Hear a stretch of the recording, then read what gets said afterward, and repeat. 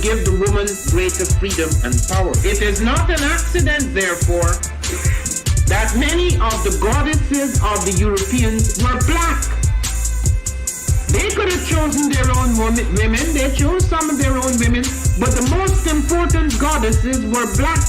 Not just for the African now, in the civilization of the Greek. The Greek was so profoundly affected by the Africans that the goddess of chastity was a black woman, Artemis. The goddess of wisdom was a black woman, Minerva. The goddess of beauty was a black woman, Diana. And many of their great mythological figures which were critical to the vision of history, the history of the Greeks in the Odyssey, the woman who has the power to draw Odysseus and all his crew into her, is Circe, who is represented as a black woman with African features on the Greek vases. The woman who helps Jason win the Golden Fleece is a black woman, Medea. The woman who marries Perseus, the Greek hero, is a black woman, Andromeda. If you see them represented in Hollywood, they're all white. But if you go back to the original vases, the original art of the Greeks, you will find that the only women they could find to represent the finest attributes in the feminine world were black women. Actual black women. They were literally living black women in Ethiopia who were made into legendary goddesses in Greece. That first invasion of Africa by Europe was not an invasion like the invasions that occurred later. The European was startled by the advances of the Africans. So startled that Alexander decided to build his capital in Africa rather than go back into Europe. And every major Greek thinker, Thales of Miletus, Democritus, Pythagoras, Eudoxus, Anaximander, Anaximenes, Heraclitus, they all came down. Plato, all of them came into Egypt, and those who did not come claimed they came because it was so prestigious.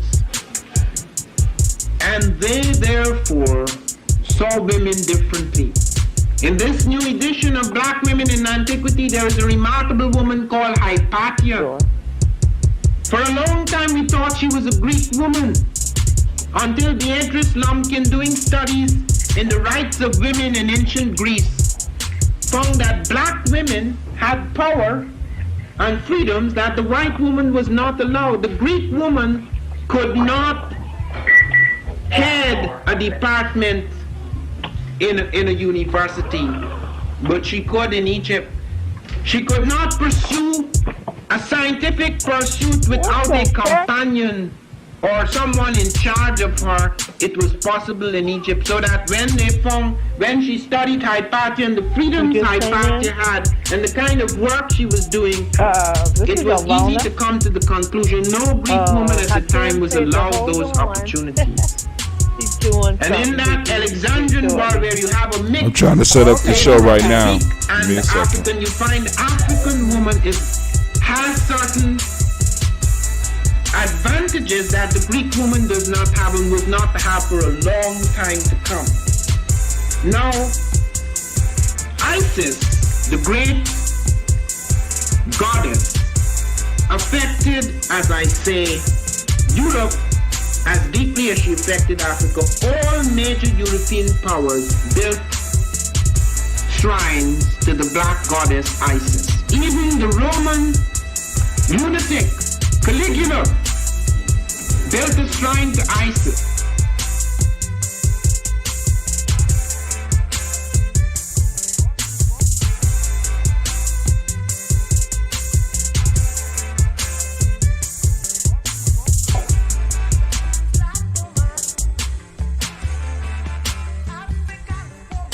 Mr. Deity.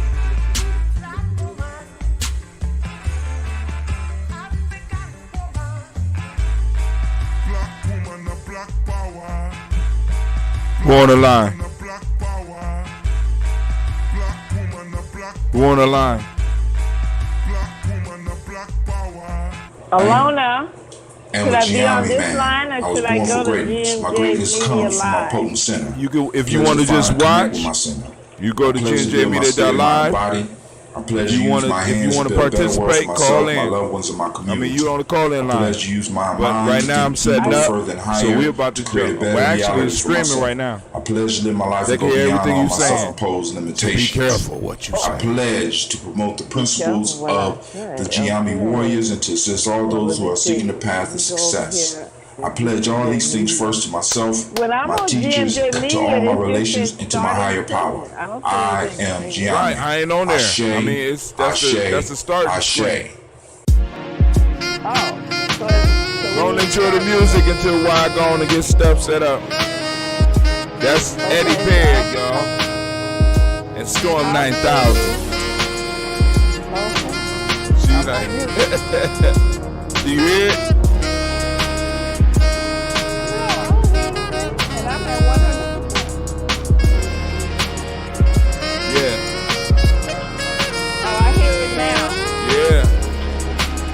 You gotta hang up the phone because they'll hear you hearing it and it'll mess up the whole thing. I'm gonna hang up the phone.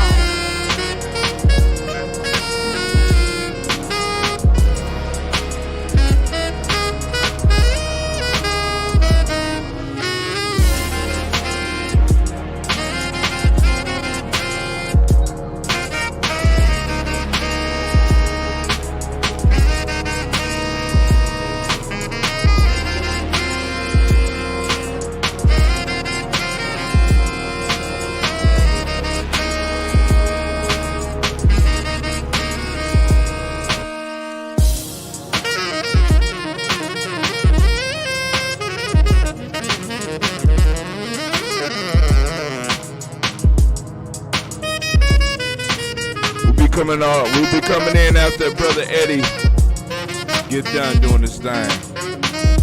Welcome to Giambi Journey Media, family. Nobody does it like we does.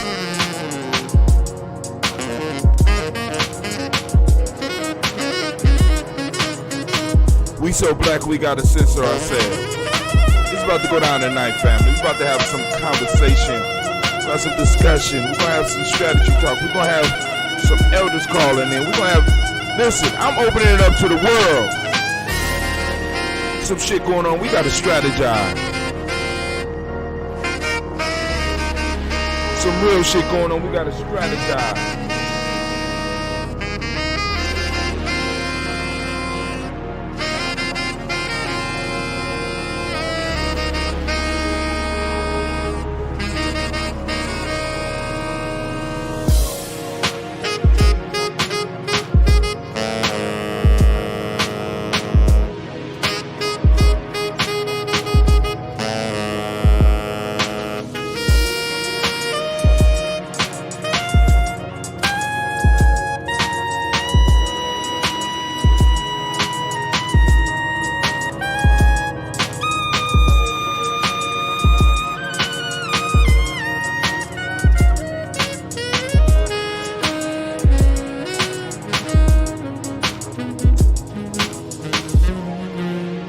Be sure to join us on our Discord. Go to gnjmedia.live or our Facebook page or our YouTube stream. Join our Discord so you can keep up with us. The black line died today. I just posted up the link. You don't understand, don't worry about it. We don't understand it either. We still working on it. We building.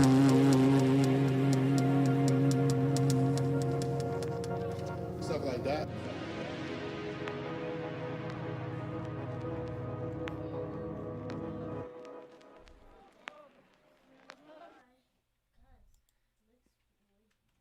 Minute by minute, hour by hour, you lose your history, you lose your power, Minute by minute, hour by hour. you lose your faith, You lose your faith. you lose your power, You lose your power. If it is to be, It's up to me. It's up to me. I feel good about myself. I feel good about myself. I feel good about the people around me. I feel good about the people around. I feel goodness all around me. I feel goodness all around me. And it will follow me for the rest of my life.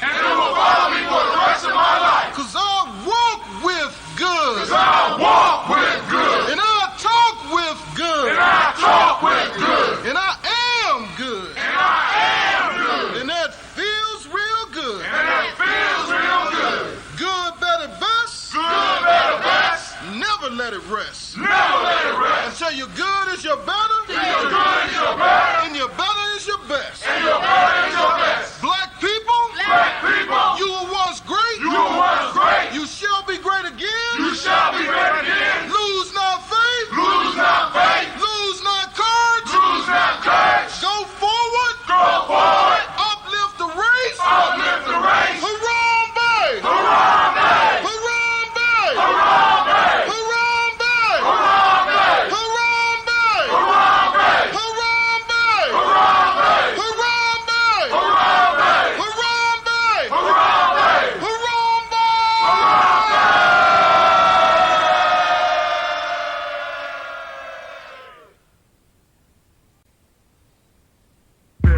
Women, but the most important goddesses were black, not just for the African now in the civilization of the Greek. The Greek was so profoundly affected by the Africans that the goddess of chastity was a black woman, Artemis. The goddess of wisdom was a black woman, Minerva. The goddess of beauty was a black woman, Diana. And many of their great mythological figures which were critical to the vision of history, the history of the Greeks in the Odyssey, the woman who draws, who has the power to draw Odysseus and all his crew into her, is Circe, who is represented as a black woman with African features on the Greek vases. The woman who helps Jason win the golden fleece is a black woman, Medea. Learn more at Lady The Warriors. woman who marries Perseus, the Greek hero, is a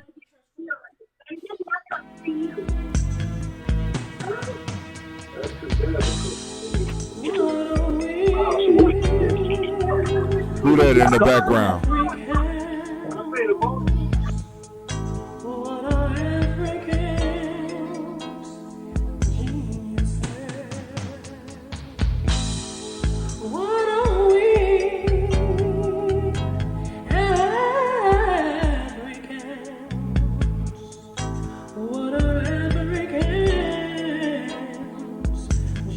75 years of building the community.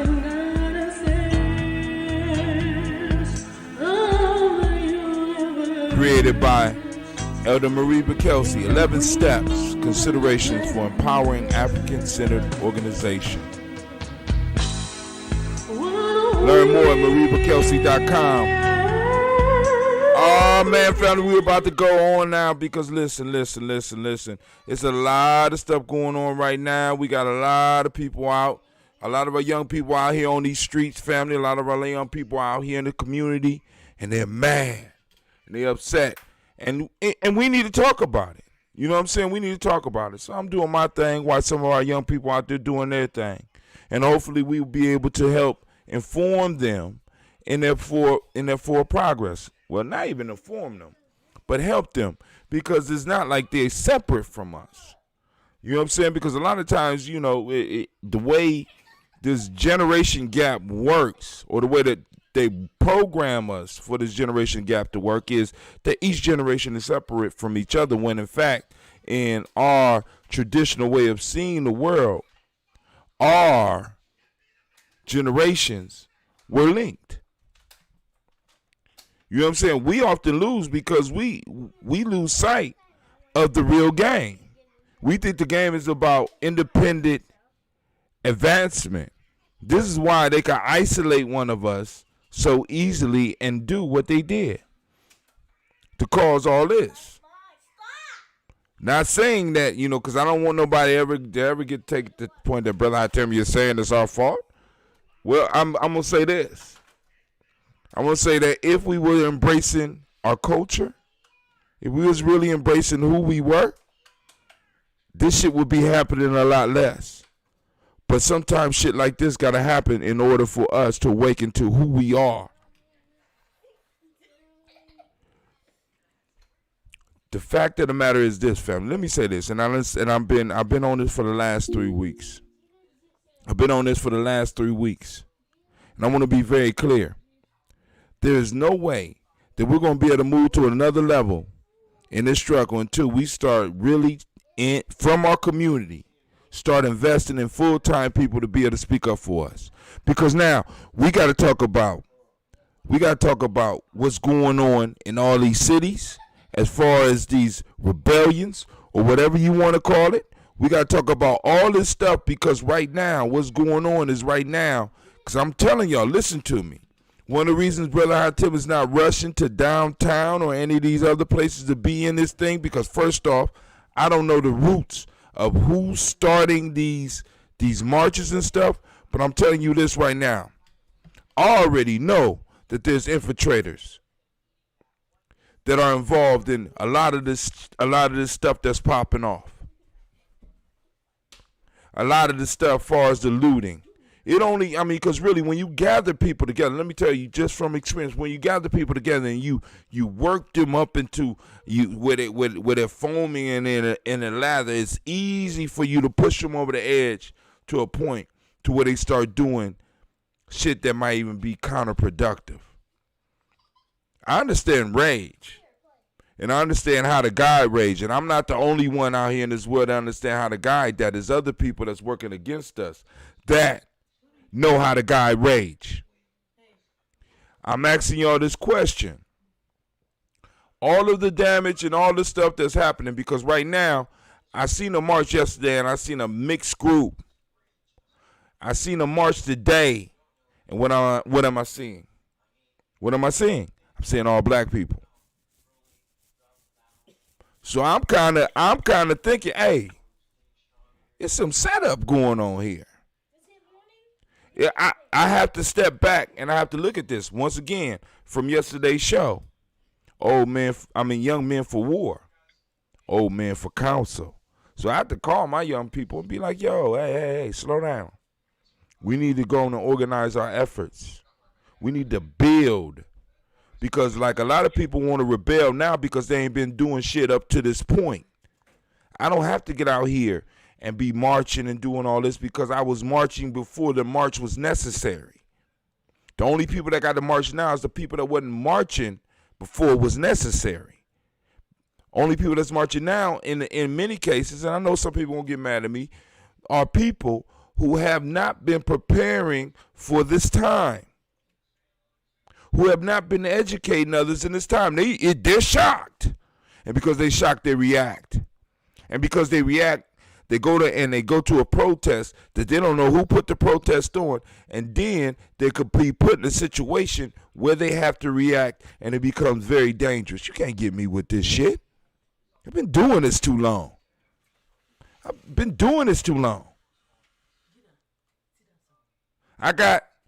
Because I got young people whose life would be on the line if I was out there.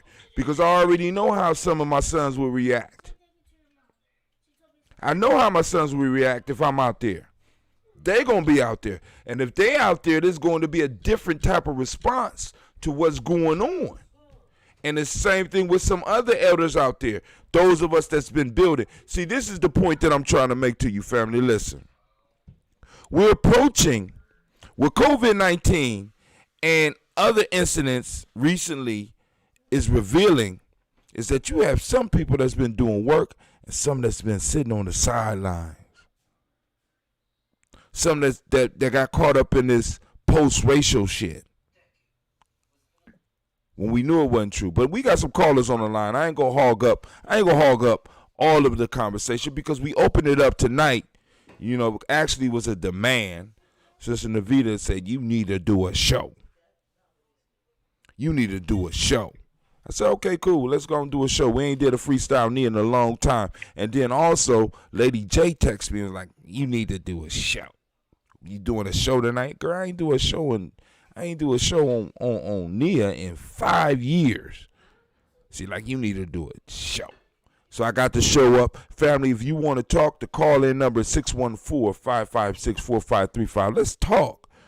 Let's talk, right? Because we need to move beyond just the rage. We need to direct the rage. We need to direct the anger. We need to direct the sadness. We need to funnel all of this into a defining action that will move our people to another level. We're going to go through some news tonight. And I want to be very clear with you. None of the news directly deals with the heart of the issue that is bothering us as black people. A lot of us don't understand that. So we got some callers on the line. What's going on? What's going on? Some people got some. Go and introduce yourself, and let's get this conversation started. Hello? Y'all just listening in?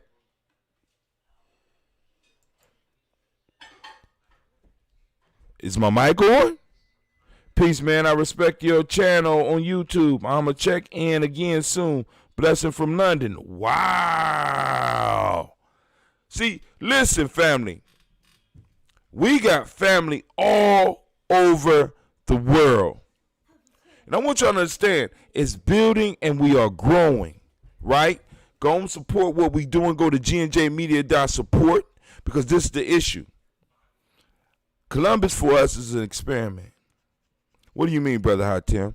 I'm like, yo, family, I'm listening. What I'm saying is we want to build something. We want to do something sustainable, right? Because now I know a lot of people don't agree with what ADOS is talking about, but what ADOS is talking about lines up with what Pan-Africanism is talking about. But a lot of people can't see that because because there's a lot of foolishness that get involved in this, and we got people that are invested in keeping us separate.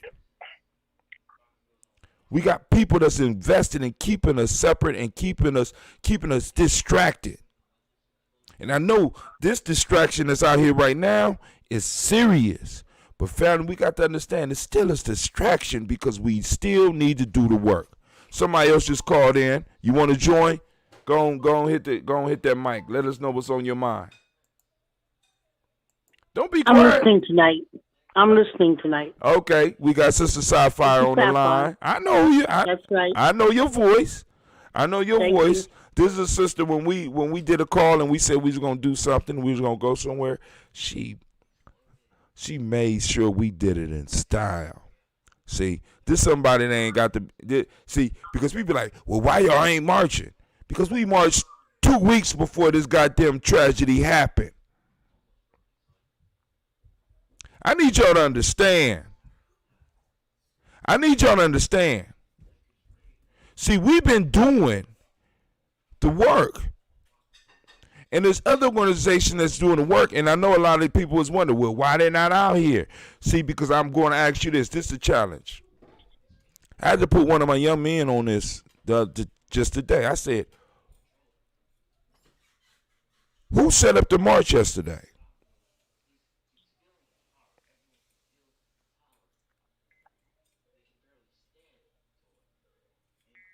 Not throwing no shade.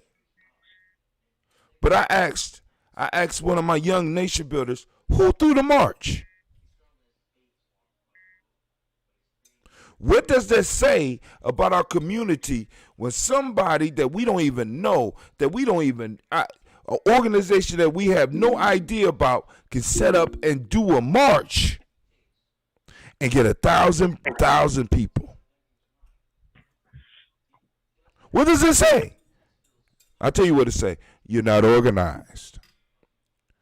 We could throw something together in a matter of days and get y'all to get active, and then getting y'all active, we could get y'all assassinated.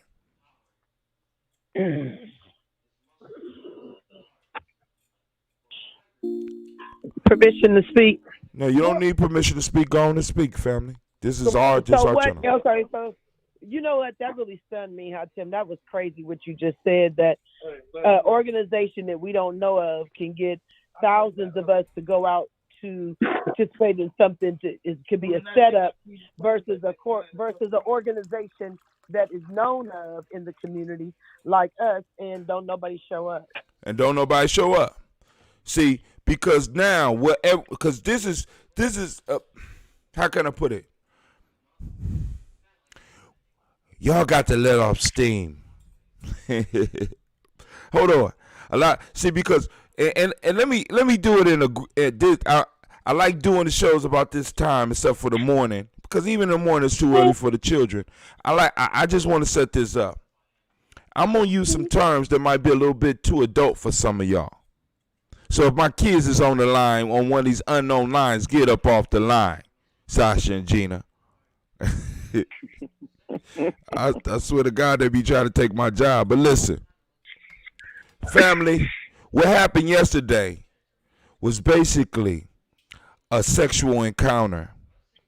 You had a bunch of people who had a whole lot of pent up frustration, and they got to go out last night and bust a nut. See, that's what our movement has. That's what we're doing as far as our people we have allowed it to descend to individuals being able to gather and bust a nut. But those of us that are organizing, we need not get frustrated, right? Because we don't fall for the okie doke. You know what I'm saying? Because now, not only was I able to ask who started it, and I had people telling me they didn't know, I also asked, did you see any of us down there? And when I mean us, I ain't just talking about black people. I'm talking about us. Those of us that's been working in the community. There wasn't a lot of us down there. Why? Because I'm going to tell you like this right now. Jill, just see, and this is dope. Just recognize your voice. Sapphire called and I could just recognize the voice because we have communicated before. If you had told me about it, I would have been there. But I didn't speak with you about it because I didn't know about it and you didn't know about it. Hold on. So you've been involved in the community for a long time. I've been involved in the community for a long time. You got young people. I got young people. We never heard about this shit. It's something not right. We got to be, old men for counsel. Old women for counsel because it's like, yo, wait, hold on. Wait. There's a march. Well, all right, cool. Who set up the march? Oh, all right. Martin Luther King. Did somebody say Martin Luther King? Hold on. Get your kids, Vicky. Get your kids. They on the phone. Get your kids. Please. Sasha and Gina. Go and get off the phone. Get off the phone. My God. So we got another unknown caller. Let me make sure this unknown caller is of age. Elder Mama Condi. Woo, My thank number God. doesn't show. I know. My hey, number doesn't show. That's good. Thank God, because I thought it was another baby on the line. But we got to be, when we organize, and we got to be very, very careful, because I want y'all to understand this, family. There's films all over. There's video. And this is the beauty. I mean, because, of course, we know that social media cut both ways, because it allows us to demonstrate the worst in us. It also gives us a tool. It's a weapon. It cuts both ways. If you don't know how to use it, it cuts you. If you know how to use it, you could build a house. If you could kill a man. You could kill you could do whatever you want with it if you know how to use it. What social media is showing us is that there are infiltrators popping up at these demonstrations, trying to get something popping off. That is not which does not lie in line with the intent of the original march. By knowing the police's response, when the police put individuals in a certain situation, they are going to respond. And if they don't respond in the way that the police want them to respond, if you send an agent up in there, if you send a provocateur up in there, that individual can get people to do it. When you get people excited, it's easy to move them in the direction that you want to move them into. You don't believe me? Go to church on Sunday.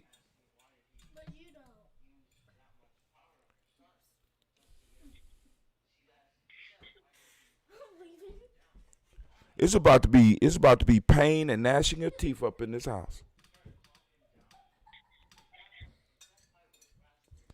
Now, so the point that the only issue that the one piece that I want to cover before we start even getting into the news, or even before, because we could get into the conversation now. I'm gonna throw that out there, but I want to know some of the people that are calling in. What are your views on some of the stuff that's happening right now? Because I do understand that the issue that happened with the brother in Minnesota is a major issue.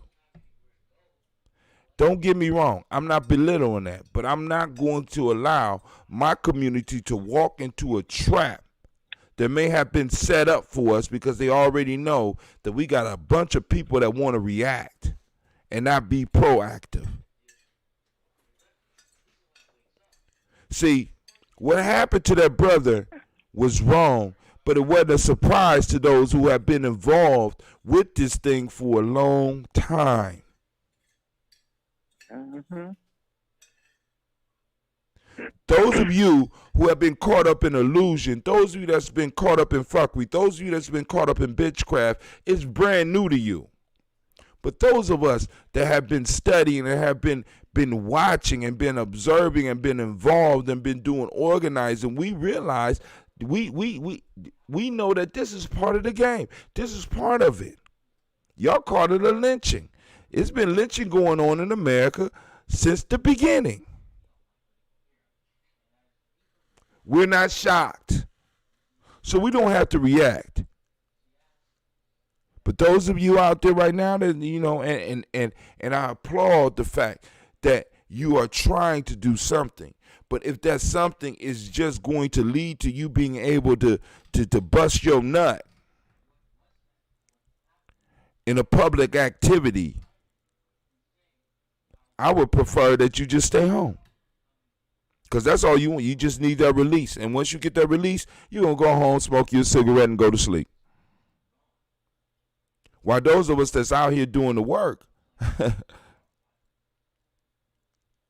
we going to be stuck. Right? Because now, you know, because it's to a point where I see stuff like this happening and I don't even get excited no more. I used to get excited. Oh, it's moving. Oh, change is coming. But then, you know what I'm saying, the 95% fade off.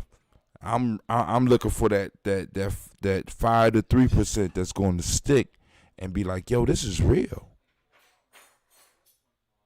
This is the issue of nation building. This is the issue of tribe building. This is what we deal with. Like Sister Jill said, it's incredible when you could look and you can see that somebody that's a stranger to our community in some senses. And please don't take it in the wrong way. And if you do, I don't give a fuck. Just being honest.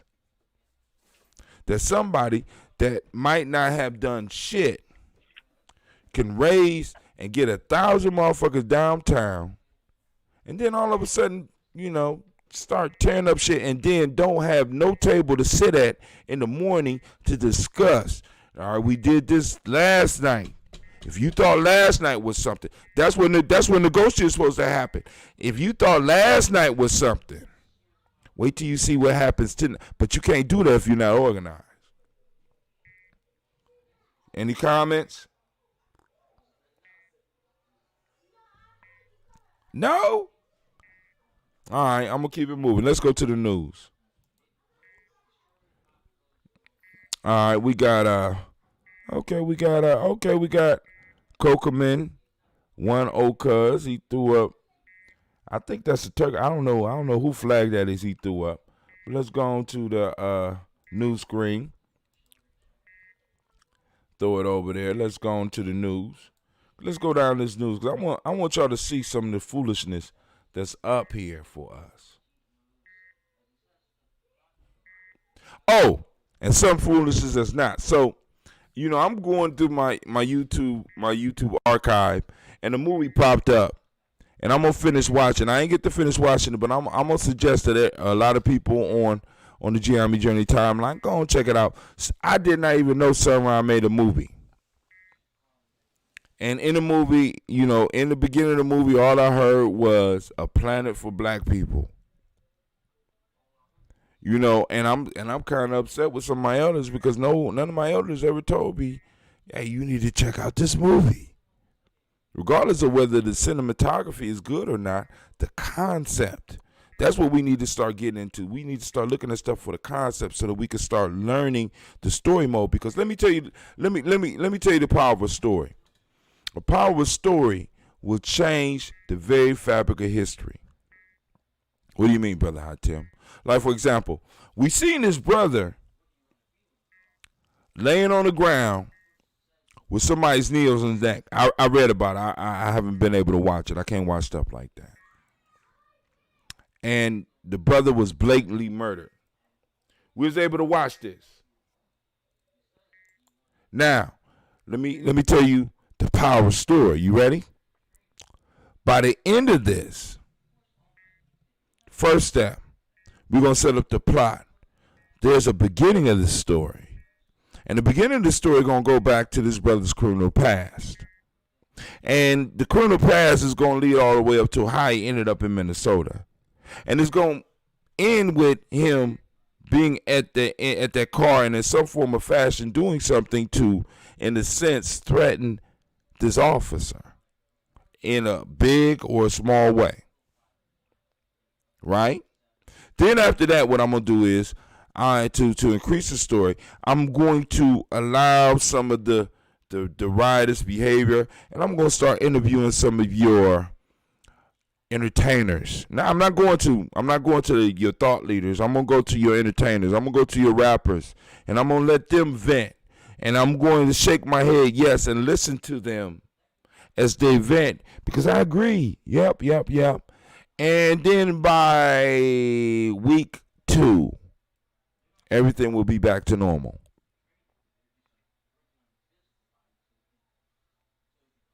I'm a storyteller. I know how the story unfolds. We done did this before. We've been here before.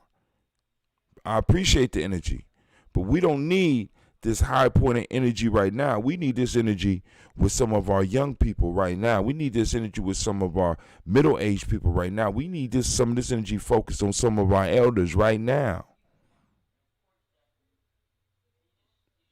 We putting all this energy into the city of Columbus.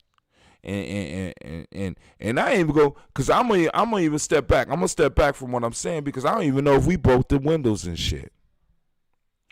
I don't know if we did the damage last night. I want to challenge you on that. And a lot of people that was out there doing that shit last night, they're not over there on Livingston Avenue supporting what's going on over there right now.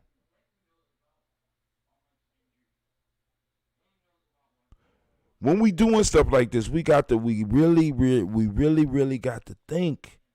And we really got to seek out some of the elders that have been involved in this stuff before, so that we can go and have conversation with them, so that we could really be prepared for what's going to happen.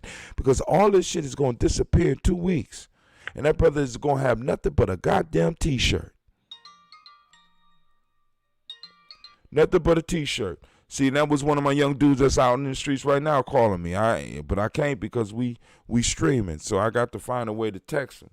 And if I had somebody online with me right now that could text him for me, that would be great. Let's see. We got comments popping up. I ain't looking at the comments. So, no comments? So, listen, family, we got to be insightful, and we got to be a little bit more far-reaching with our actions, because a riot is for a night. Organization is forever. A tribe is forever. A village is forever. That's what I'm striving for. This is why I'm not rushing to protest. Because we've been building tribe for years. I'm not rushing to no protest. Ain't nobody in my tribe told me nothing about this. Ain't nobody in my network told me nothing about this. So I have to look at this shit with a side eye. And I know I'm old, but shit, I'm surrounded by young people.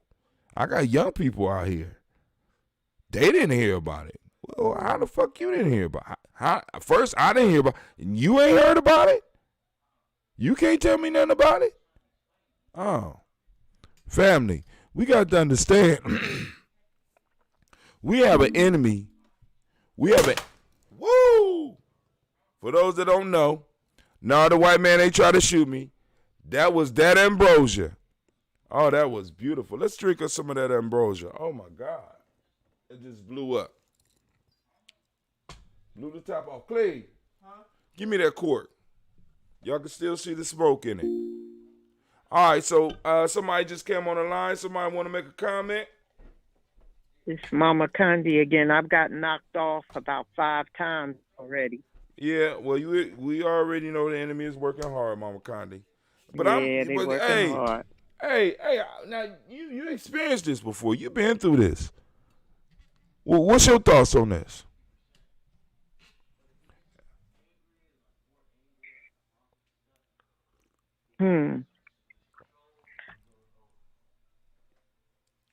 I'm just now finding out about the recent things that are going on. Well, let me ask you this. Let me ask you this before you go on. Were you shocked? Hell no. I'm sorry. I'm sorry. What did Gil Scott Heron say? America leaves the world in shock. Everybody's always pretending they surprised. But like Noble Drew Ali said, when you know the nature of a thing, you know what it'll do. This is not new. There's no surprise here. But go ahead, go on what you saying. I just wanted, because I wanted people to understand, if you've been organizing in the community, you're not surprised by what happened to that brother. Or what happened to the other brother in Central Park. Or what happened to Sandra Bland. Or what happened to the young boy in Cleveland. You're not surprised. You're only surprised if you have been living with your head up underneath a rock or under illusion. Let's keep it real. And above all, I don't want to take any steam away from the young people and what they're doing, but I do want them to know that this is part of a cycle. But go ahead. I'm sorry, Mama Condi. I start running my mouth.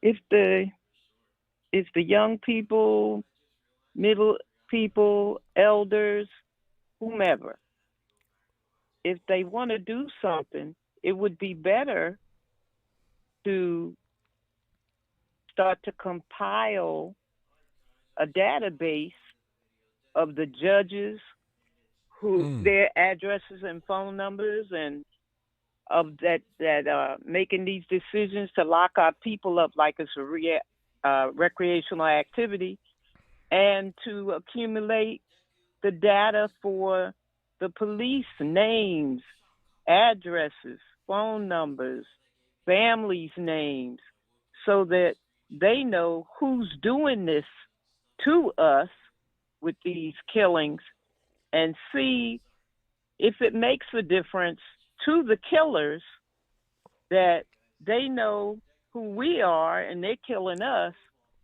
What happens when we know who they are? Ooh, you talking now about that's a weapon for you.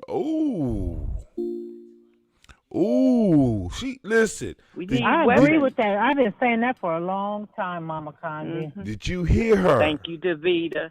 Is this the truth? Did y'all hear that? We tapping into the truth that has action attached to it. Because when nobody know who I am, I have a certain amount of power.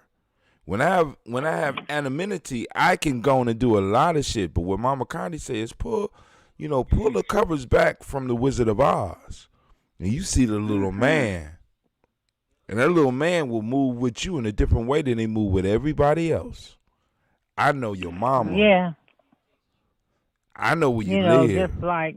Go ahead. With all them people showing up on the State House lawn and tearing that motherfucker up, you know what I'm saying? I was, we need somebody out there like, if we don't get to see some change and justice and what we want to see for our people, some accountability, stopping the police brutality, and doing something about this mass incarceration across the United States, we coming to your doorstep next. Now, we're giving you a chance. This is what you're working with. We're going to bring it to your doorstep next. Because we know where you live. And that's, you know what I'm saying? Them motherfuckers, they want to they got family members and children like everybody else, and they want to be on this earth and to love them, and they want to feel protected. So when you start fucking with their comfort zone, that's when you can get change. You know what I'm saying? Hand out because flyers. Because judges is lynching out people every day. And, every day there's a lynching that takes place at the court downtown. Lynchings, I should say, plural, in the name of justice, And that's like she said with the judges, those are people that are voted in. Right. And their information is public information. Doing. Right. It's public information. It's public information. Pay close attention to that motherfucking shit. You know what I'm saying? See. And we want to hand out flyers. Those are the flyers we should be handing out. Oh, we don't do. See, Mama Connie's old school organized family. We don't do the flyers no more. We on the Facebooks and you get my point. I get your point. I get your point. But the point, because I am old school. But part of the issue that y'all talking about is what y'all talking about is long-term work. It ain't. You can't go downtown and bust a nut and run up and kick in a goddamn window and feel like you made white supremacy bow his head for a day. What you're talking about is long-term organizing. You can't get immediate gratification. We got to go for long-term protracted struggle. There you go. There you go. And a lot of people don't want to do that. And they want to condemn people. I mean, not even condemn, but it's like we get these flash in the pan. We get this flash in the pan shit. Right? And it's like, yo, when it comes to go ahead. You got people commenting. I do? On it. I mean, I'm sorry, because I got 3 or 4 screens up. I'm sorry, and you already know what I was doing before I started because I wasn't planning to do a show, but my sisters demanded a show, so I went and did a show. And one of the sisters that wanted the show ain't even here. That's messed up. Because, Brother Tim, listen, I was going to sit back and like check in with my young dudes that's going to be out here in these streets and see what's going on. So I could tell them, pull back, dog. This shit don't sound right. This shit don't sound right. It don't smell right. You know what I'm saying? How is it that none of us know? None of us. I mean, like, a motherfucker, we got a black bookstore, we got study groups, and in COVID-19, think about this. Everybody in isolation, all of a sudden, we got somebody that's able to organize, supposedly, instantly, in one day, all these people and everybody end up going downtown at the same time. Come on, man. Miss me with the magic. I'm not on that shit. That's magic organizing. That's magic organizing. You know what I'm saying? Well, y'all ain't doing nothing. Y'all ain't doing nothing worth. So somebody. So you get to build. You get to build a movement off of death. It takes a sacrifice of a black man's life on an altar of white supremacy in order for you to build.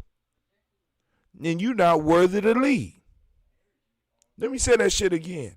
If it takes the blood of a black man's death on an altar of white supremacy for you to get up off your ass and to do some action, then you don't deserve to lead. And nobody should be following you because that shit is suspect to me. It is. You know what I'm saying? When we got young people that need to be worked with every day, we got young people who have been out of school for 5 months. We got families that's about to go into crisis because because this summer is going to be different than any other summer because we're totally going in here where a lot of our families don't have the income that they had prior to the summer. So now they're going to have to cover the extra meals for the next 5 days. And that's going to be a shock to the budget. Well, I just seen something that said the CNN headquarters is under attack or something. I just got a notification. Have you seen that? No, I'm on. You said who?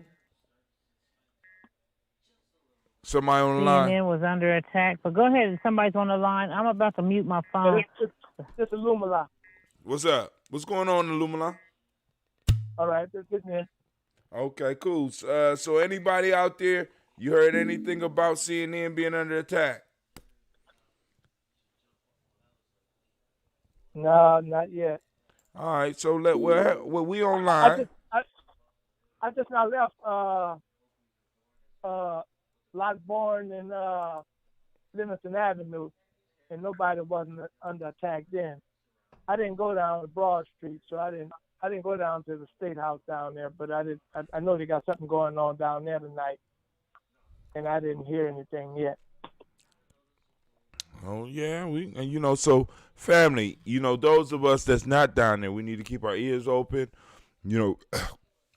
keep our internet popping, so that we can make sure we are able to get the information out to the people out there. Because, like I said, this social media network, we have the ability to stream. So, like right now, I'm waiting for one of my young people to sit up here and send us a stream so that we can see what's going on. But like I said, my issue is... But, they're going to be downtown again tomorrow. Who? There's supposed to be an organized thing tomorrow. There's a thing going around. I got a flyer from Malik Shabazz. There's like 16 cities that are supposed to be getting together tomorrow, and then some of them are supposed to be going directly to Minneapolis. But they're meeting at the State House tomorrow, and I'm not sure of the time. So they said the court. The courthouse, the State House? The courthouse, the court tomorrow on South High Street, because that's where somebody's supposed to be doing some arraignment. Okay, at the courthouse tomorrow. Okay. I'm going to mute my phone, though. I got to make a move. All right, handle your business. Thank you for joining us, Sister Navita. So, let's go and look at some of this news. I'm up. Let me make sure I got y'all on the right screen. I got y'all on the right screen, so let's go and scroll this. And it did say, they advise you, if you're going to go downtown, don't bring no children. No. You don't bring children. I mean, this is not the goddamn county fair. Right. Don't bring no kids, because they're spraying mace and everything down there. You know what I'm saying? This is listen. Because I was looking at one of the videos today, even the one on Livingston. You know what I'm saying? Motherfuckers running around with kids laughing and shit. You know what I'm saying? Where the security? Where the security mindedness? See, because we have been so totally disconnected from our history that we actually think that this shit is. This is why, like I said, I have to be very careful about what I do, because I'm like, yo, we got women sitting running around here with babies, and all it takes is one of them to go off. That's it. I can't take it. These niggas is disrespecting me. Ah. And once he start, all the blue wall of silence is going to get loud. It only takes one. It only takes one of them to act a fool. That's it.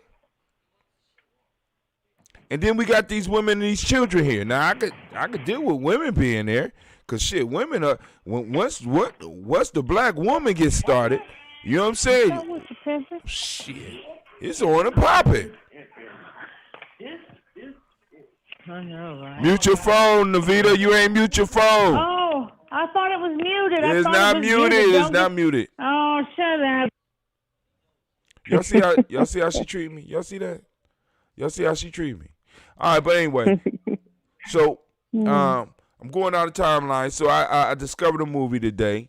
I'm just suggesting people check it out. I'm looking at Sun Ra, Space is the Place, 1974. Good movie.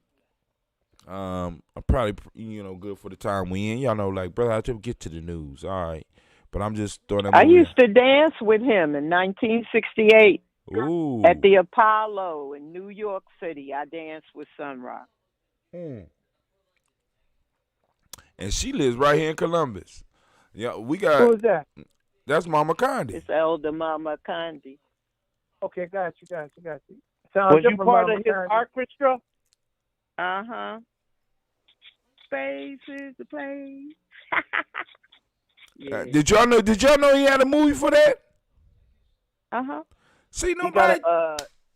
It's one called the Sun Ra Orchestra. What's it called? History, not our story. He used to always talk about that's history, not our story. So Ra's dope. So Ohio Theater damaged overnight during downtown Columbus protests. Now yesterday was the mixed protest, and as the protests start blackening up, we're gonna see how much more harsher they're gonna get with that shit. See, because the motherfuckers that started to breaking the windows, I'm guaranteeing, wasn't us. There was no value in us breaking up the theater or us attacking the State House. There's no value in it. Other motherfuckers just, they trying to get some shit. But there is a value in it. What's the value in it for us? That the value in it is this. Let me tell you. Now, they arrested that man today and brought him up on murder 3. Murder 3? F3 murder. Okay. So F3 murder. So I'm gonna tell you right now, if people around this country wouldn't have tore shit up like they were doing, they would have not arrested that man today. And it might have been later, but they wouldn't have done it this quickly if it wasn't for motherfuckers tearing up shit. The one thing about tearing up the State House is that's a city entity. And they're going to have to pay, whether it's taxpayer dollars or not. They don't like having to get the money to repair that shit. And as far as the shit downtown, the Ohio Theater, all that shit is they love their little downtown that they done put together for their comfy little keeblers. And when you come down there and you start disturbing that, they're going to not. They don't want those problems. Contrary to what you may believe. If they don't want those problems, and if everybody would have sat around and did a peaceful protest yesterday and just held hands and said kumbaya and didn't care about one damn thing, they would not have arrested that man today. He would still be out without being charged. Navita, if you think Navita, what? The motherfucker might still be out. Listen to me. I'm just saying to you. All of that. I'm just saying to you, he was arrested. Charges were brought up on him. Charges brought up to him. About anything. But what I'm saying, there's a process. You have to do that before you can go straight to court. You got to do the so-called process. They have to be brought up. I hear you. He was arrested. They had 100 and something police officers at his house trying to protect him when they arrested him. Oh yeah. Now, so he was arrested today. Now he could be out on bond. No, I ain't talking about out on bond. Because he's a police officer, so they could have walked him into the police station, walk him out the back, and put his ass in a hotel. But they could have, but the charges still have been filed nonetheless. And that's a beautiful thing. We can say about a lot of ifs about a thing. Yeah. We don't know what's going to happen yet, but that has to happen. There's a process. Who is wrestling? Who is that in the background? I don't know. Oh, my bad. I'm at a protest. Oh, you had a birthday. Process I'm observing the protest. He at the protest. We got somebody live at the protest. Hey, you need to stream live so that I can. Tear gas. No, I'm leaving. They shooting tear gas canisters. I just walk up. Where on Livingston? It's no, hell no. You went downtown? They don't care about that. If my leg wasn't messed up, I'd be downtown. Listen to me. You don't need to be here though, man. This shit is. I'm just. Navita, you missing the point. And let me just say this, and I'm gonna shut up. Okay, maybe I am. Just because I disagree with you doesn't mean. Oh my God! Here you go with that. Here you go with that bullshit. It ain't about you disagreeing with me because I'm listening. Listen, no, I'm gonna say this, right? Talk to Quasi about who started all the violence, who started tearing shit up. No, it wasn't the police. It was the young white boys with skateboards and shit. That's what it was. But what I'm saying, that wasn't after the fact. That went after the fact. I watched the live feed yesterday for hours. The first thing happened was the white dude that was standing on the fence, he jumped up on the fence and got in the police officer's face, and he punched him in the face.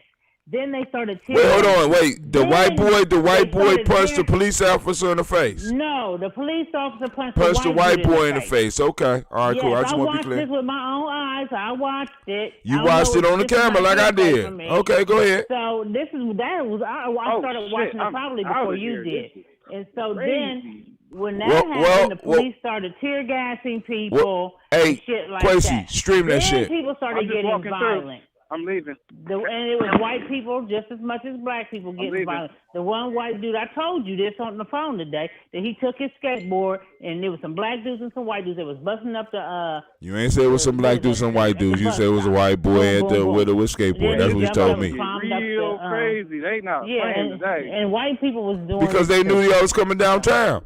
You don't go into the beast's mouth when the motherfucking beast know that you about to go in his mouth. Shit. I mean, yeah, I just got close enough to just look. I just wanted to look. This shit is crazy. So this shit is crazy. All these shops and stuff got boarded up. Like everything, the state house is all boarded up. Man, this shit is crazy, man. It's fucking apocalyptic down here, man. Let me tell you something. I was in the L.A. riots, okay? Very active in the L.A. riots, and that shit lasted for a few days. But anyway, Navita want to argue with a nigga, and that's all cool. I'm not arguing just because somebody disagrees with you. You want to? I want to what? Argument. I just disagree with you. And No, it's not because I disagree. Go ahead, brother Kwame. Point. Let Navita finish. Part of the minimal. I'm the stubborn minority. I'm the stubborn minority. You gonna steal my shit? You gonna beat me up and then you gonna steal my shit? Oh my God. No, but again, a lot of the information you guys are getting is secondary and tertiary at best. True. So, Brother Quasi would have been the one to speak because at least he's going to have more of a context. You can shoot pictures of any damn thing and make it look the way you want to. That's what producers do, and so, again. Not when you're streaming live, but okay. You can still set up scenes. I'm just remember, you are seeing through the lens of somebody else. You're not the one taking the picture, right? And this is what we go through a lot of the time. Nonetheless, anything I have to say is it doesn't matter. All I'm saying is that Quasi was on the spot. He should have first and foremost a say. Then everybody else can pitch in with what they, what their opinions are. And I ain't got nothing else to say. Quasi was down there yesterday, right?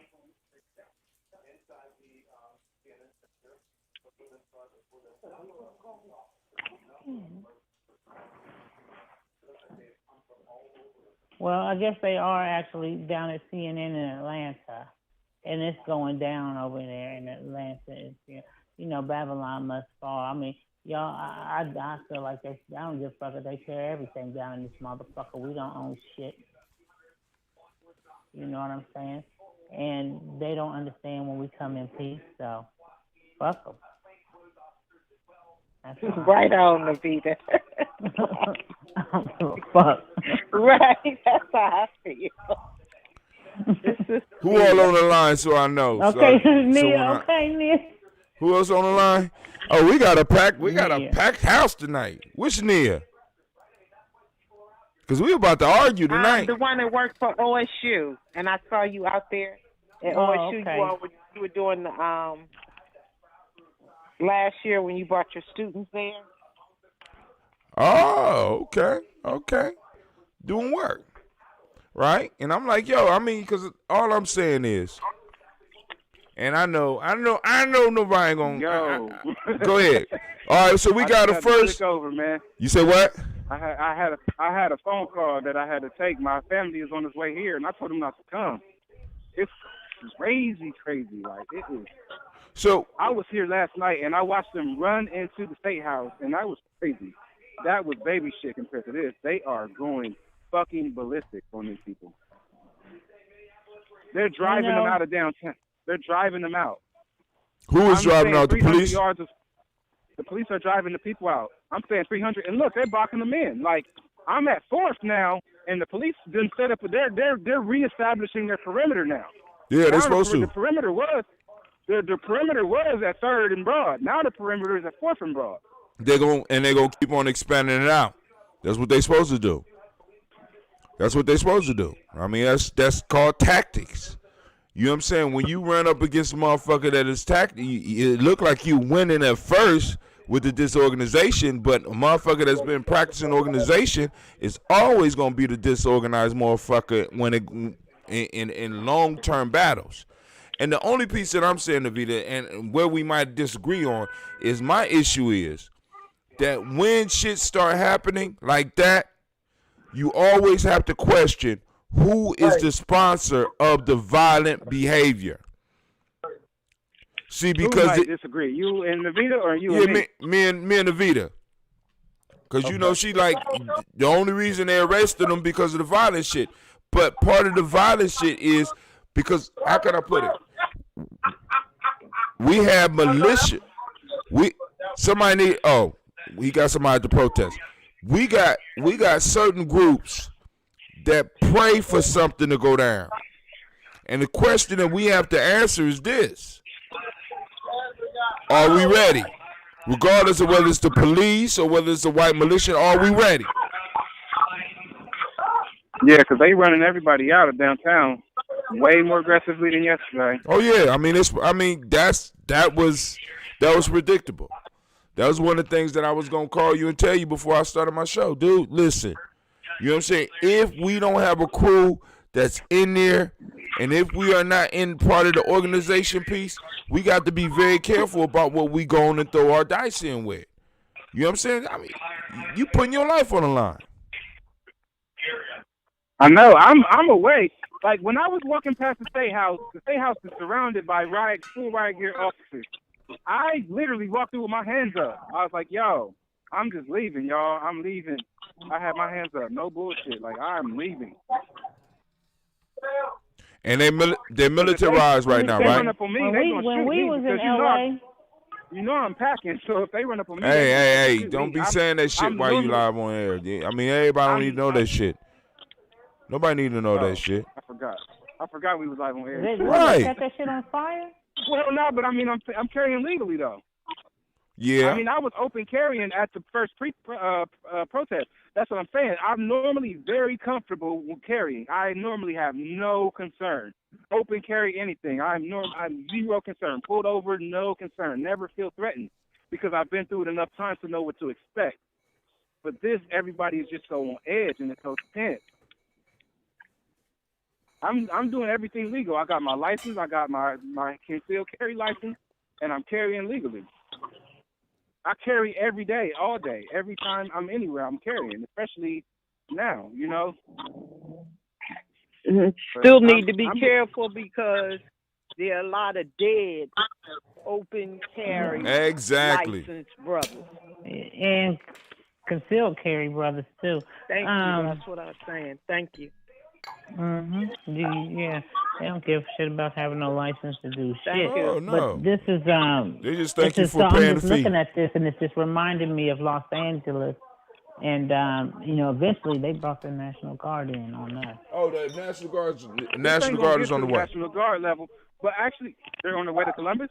I mean, listen, if they have to do that shit and people still coming, National Guard will be there. Dude, that's the next step. Are y'all going to the protest? I wouldn't if I was you. Really? Hell no. But I mean, when I say buildings were blowing up, I mean I haven't gotten close enough to know what's going on. Don't do it. And I got me a people lot wearing masks and gloves and staying 6 feet apart? No. And that's actually my message to people too. Is like, if you came to the protest, then you need to not be around people that are immunodeficient. I got me and some, man, I had so much cereal and food from the riots, you know. I didn't have to go to the store forever. You know, it was walking distance from our house, so, but, you know, it was a big change for a long time with the police after that, because they didn't want that to happen again. No, not while they were still acting police chiefs and shit. Now, when they left, you know, a whole new regime came in, but yeah, L.A. was different after that. You talking about like after the Watts riot? No, the L.A. riots. I was in the L.A. Who riots. all on the line right now? I just heard Shaka. We got, bro, it's about, it's a whole bunch of numbers on here. A lot of people was listening to your report. I hope you didn't think you was just talking to me. Right. I kind of did. I be forgetting. Like, I'm fried. My brain is preoccupied in every direction. Right, nigga, you need to be focused and get in your car and call I'm us. at home right in my damn. I'm supposed to be at home right in my damn they law protesting school despite the curfew. What you mean a curfew? Is a curfew now? In Minneapolis. Oh, now in Minneapolis, speaking of that, I'm going to the news. So, but anyway, they have released the police. They released the body cameras, but they redacted the whole thing, so you can hear some of it. And they got big black blocks blocking everybody else out of the picture, so it's like you got to go on and figure out what's going on and shit. You can see them harassing motherfuckers, but you can't see who they harassing because they got them blocked out and shit. So y'all can see that on there. I call it the bullshit is flowing page. You know, so they're going to bring out. They're gonna try it. Oh man, they're gonna listen. They're gonna definitely try it, and I don't disagree with what you're saying as far as if it wasn't for what happened in all these streets. But family, the only piece that I am troubled by is what is going to happen after the streets. Are we going to parlay this into something else, or is it just a lot of wasted energy? It's going to be a lot of wasted energy. Ain't no, man, that's what I'm saying. Like, okay, so let me tell you about what happened at the earlier protest. Go ahead. Earlier. So it was cool, man. You know, it was cool. People was expressing themselves, but the more the day was going on, I was kind of just getting frustrated because people was driving down the street just cheering like we done won. Like, we ain't won shit. I understand that it's the release of emotion. It feels good. It's satisfying to not be upset, like the vent with people that are upset with you. But at a certain point, it starts to just, it's a waste of energy. You know what I'm saying? So then they kept like getting into the intersection and like partying every couple like 10 minutes. You know what I'm saying? Mm-hmm. So then Hannah Sanchez, the person that organized it, she got on the bullhorn and said, okay, we're about to end this because it's like 9 o'clock. It's Friday. People been working all week. People trying to get home. This is a black neighborhood. You know what I'm saying? People trying to get home. So as soon as she said that, some people just ran back out in the street and started doing it again. I'm like, yo, get out of the street, man. Y'all tripping. Y'all heard what this woman just said. But she wasn't. Now, that is called mob rule, dog. See, this is the issue. When you do shit like that. It wasn't even the mob. It was only like 2 or 3 people. But that's part of the mob, nigga. They don't take a whole lot. It don't take a whole lot to break the. All it takes, listen. Like one of the things like that, like even though I watched the Boondocks. Hey, don't go down there, y'all. I watched the Boondocks, and on there they got the throw the chair theory. That if you want to start a fight, fucking niggas up. All you gotta do is grab a chair and throw the chair. I don't know. I don't want to find out. And everybody start fighting. Look, here they come. It don't take a whole bunch of them. Hey, look, they're coming, yo.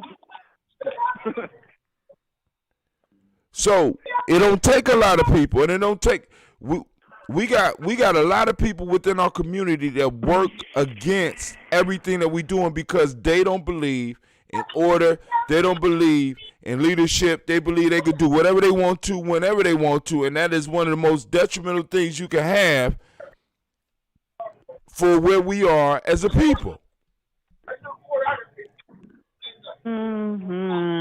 They don't believe that, maybe. Okay, go ahead. I don't think that's this is all a result of the first people. This is a result of oppressed people being subjugated financially, emotionally. I mean, just taken advantage of. And when this is what you see, when you have that, this is a history of a people that probably have not had a lot of organization or what have you. But instead of looking at the symptom, I need y'all to concentrate more on the motherfucking problem that caused the symptom. That's what I would like to see. Because all I hear is a bunch of victim blaming myself. These guys just rolled up and talking about this is fun. This is fun. This is fun as hell. Like, wow, we're screwed. Because you know it. Well, I'm gonna tell you right now, I had a motherfucking ball in the LA riots. I had a motherfucking ball. Okay. And I went down there with the notion that even though I didn't have a son, that shit might go down in that motherfucker and I might get fucked up. But you know what? I went down there and I made it out that motherfucker. But I had a good time because even though, like you said, it is a release of it is a release. Emotion. Right. I mean, I have to admit that. And I don't blame the people for having that release of I'm not blaming the people either. But what I'm saying is Go ahead. I'm gonna shut up. No, go ahead. Go right on ahead, my friend. I'm not blaming the people. I'm not angry at the people. I'm not even blaming the people. Well, maybe I don't think I'm blaming, but I could be doing it because you said think about it. Blame. It's about responsibility. Blame is what is that noise? It's too much. Yeah, somebody eating something in the background. What's going on? Somebody give me a cracker, goddammit. Somebody eating crackers in the background. I don't know. I had my phone on mute, so. This is a whole broadcast. Yeah, I'm sitting there talking and was on mute and didn't even realize I couldn't hear you. Mute your phone if you're not talking. But anyway.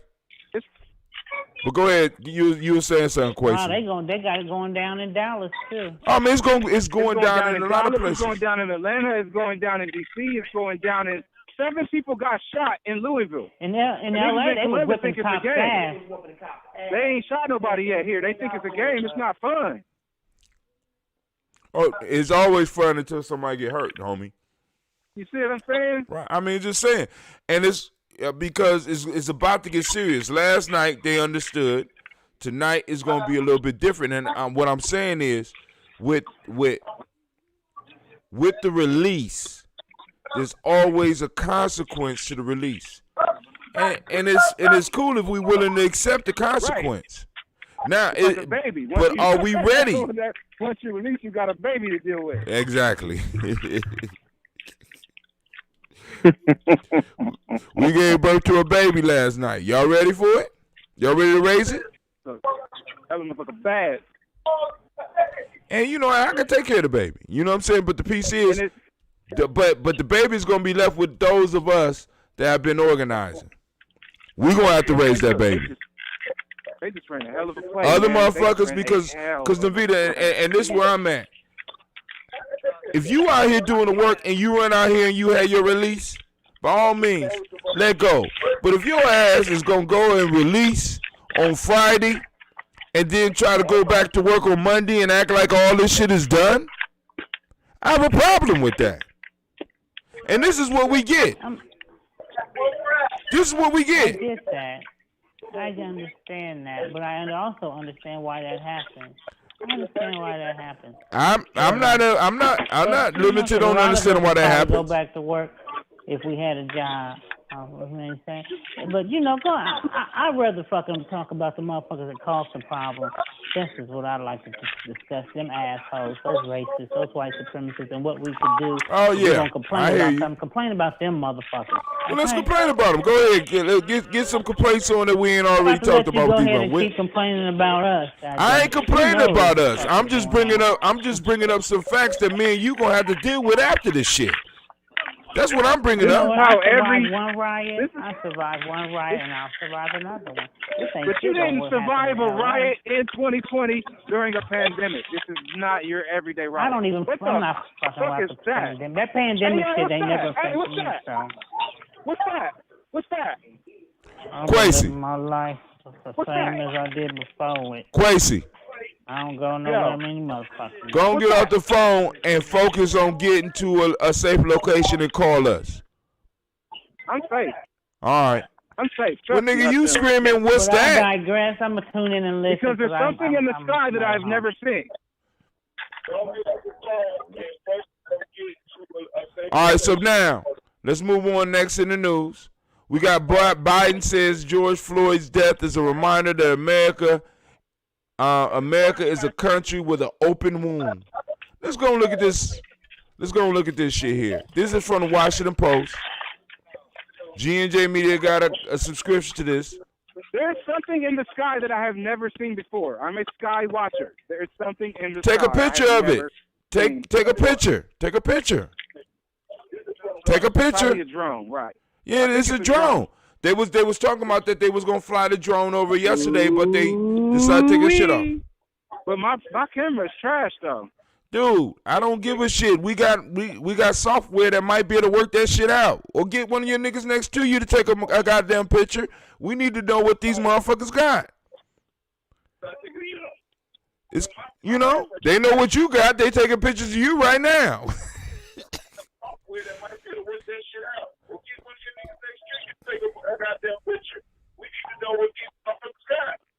All right, here we go. Let's talk.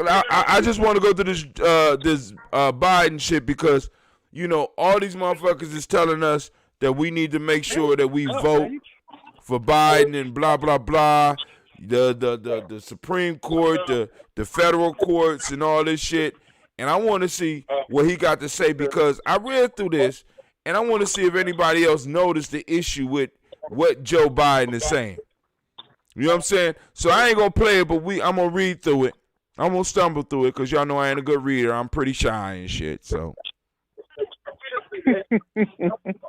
we got Joe Biden took a deep, audible breath, and in a somber voice revealed that he had just spoken with the family of George Floyd, the black man whose death in Minneapolis police custody has sparked angry protest.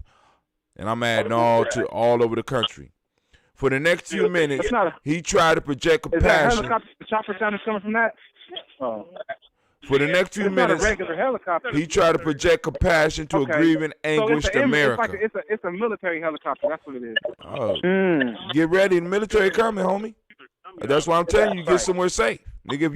If you within a mile, that's not safe. If it's a military helicopter about to pop off, there's nowhere safe.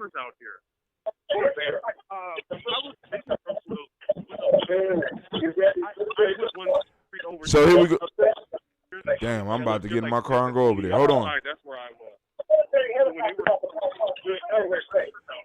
The original sin of this country still stains our nation today, said Biden, who had refashioned his website with one word at the top, enough. During weeks like this, he said, we see it plainly that we are a country with an open wound. Now, let's see if Joe Biden talks about what this wound is. Because this is part of the issue for us as a group. We allow motherfuckers not to really say our name. We allow people to get away with dropping platitudes and fancy words like this country has an open wound. What is the open wound, Joe? Yeah. What the hell does that mean? What is the open wound? How does that fix anything? All right, let's go look at maybe Joe, who needs our vote to win. Maybe Joe is going to discuss this open wound after they set up on his brother's neck. The live stream address from his Delaware home mid-afternoon Friday was long on solidarity and short on details, encapsulating the presumptive Democratic nominee strategy for defeating President Trump.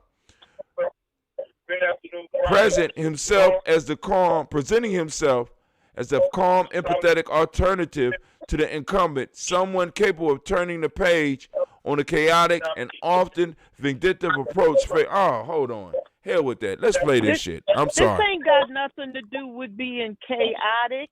This is systemic. It's systemic. This is a part of what America does. Right. See, people like Joe piss me off because our people get confused and they think he's saying something, but he's not. He's just talking on the fringes of the problem. There you go. And that sounds good, but he ain't in the center dealing with what really is going on and what we're going through. See, he doesn't impress me at all. He don't. He sounds fake.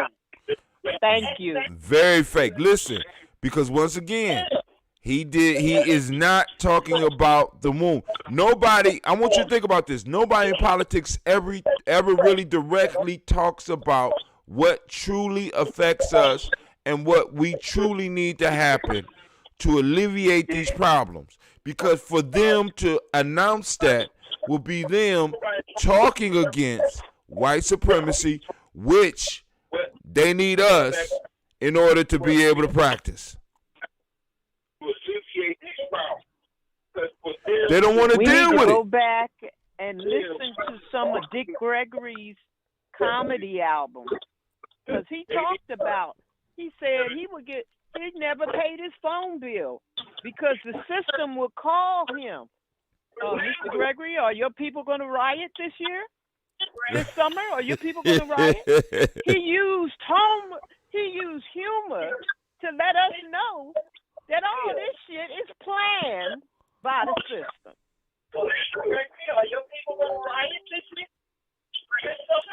All right, somebody listening to us in the background. Go on and mute your stuff. Because it's kind of hard to, because Mama Connie, you sound good. You know, you see how good you sound on that radio? But anyway, so he called and talked to the Floyd family, and he talked about the open wound of America. He never really defined what the open wound was. He's going to talk around the problems, and then we'll move on to another story in 2 weeks. Everybody will have exhausted all of their anger, and there will be nobody left to do the work. Exactly. And that's all. That's the only point that I'm trying to make. I don't want to offend nobody. Y'all already know I don't give a fuck. But the issue is, I have to talk about it because when it's time to do the work or it's time for the donations, we got so few people that it's ridiculous. But hey, Quasi down here, he talking about they got drones because there was a news report yesterday. I'm going to get off of Joe Biden for a minute. There was a news report yesterday that they had a special drone that they was going to let out yesterday, but they decided against it.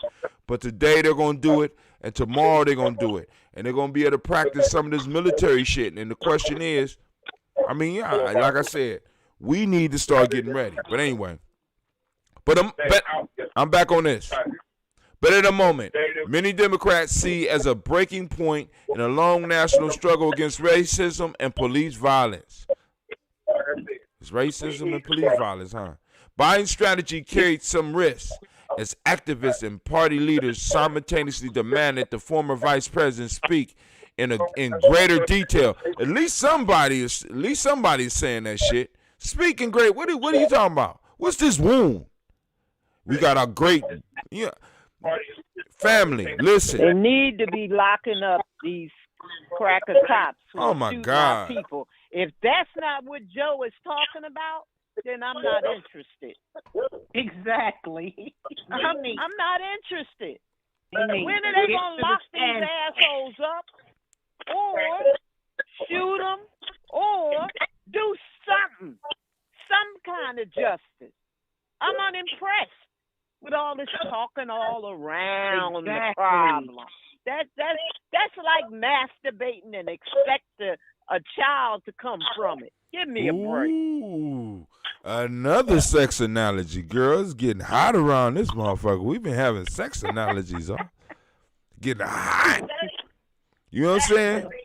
We got presidential candidates masturbating in our face, expecting a miracle to be born, right? You know what I'm saying? So we got some people demanded that the former vice president speak in greater detail about exactly how he prevent future deaths in a system they believe has long been tilted against people of color. Right. And we already know he did the large platitudes and the dodging and the ducking. Yeah. You know, and basically in the end, he basically came probably to the term of, I'm not gonna be able to do nothing. I'm gonna make you a few promises, and matter of fact, I ain't even gonna make you a promise. I'm from Missouri. Is that the show me state? The show me I don't state. want to hear them promise me nothing. I don't want them to. They can take their I'm sorries and shove them up their ass. I'm not interested. Show me. Do something that shows me that you're dealing with these police who are shooting us like it's a recreational activity. Because the only other alternative is for us to handle it. Yes. They had a sign out that Joe Biden said that I'd be damned if I'd be held responsible for what happened over 300 years ago.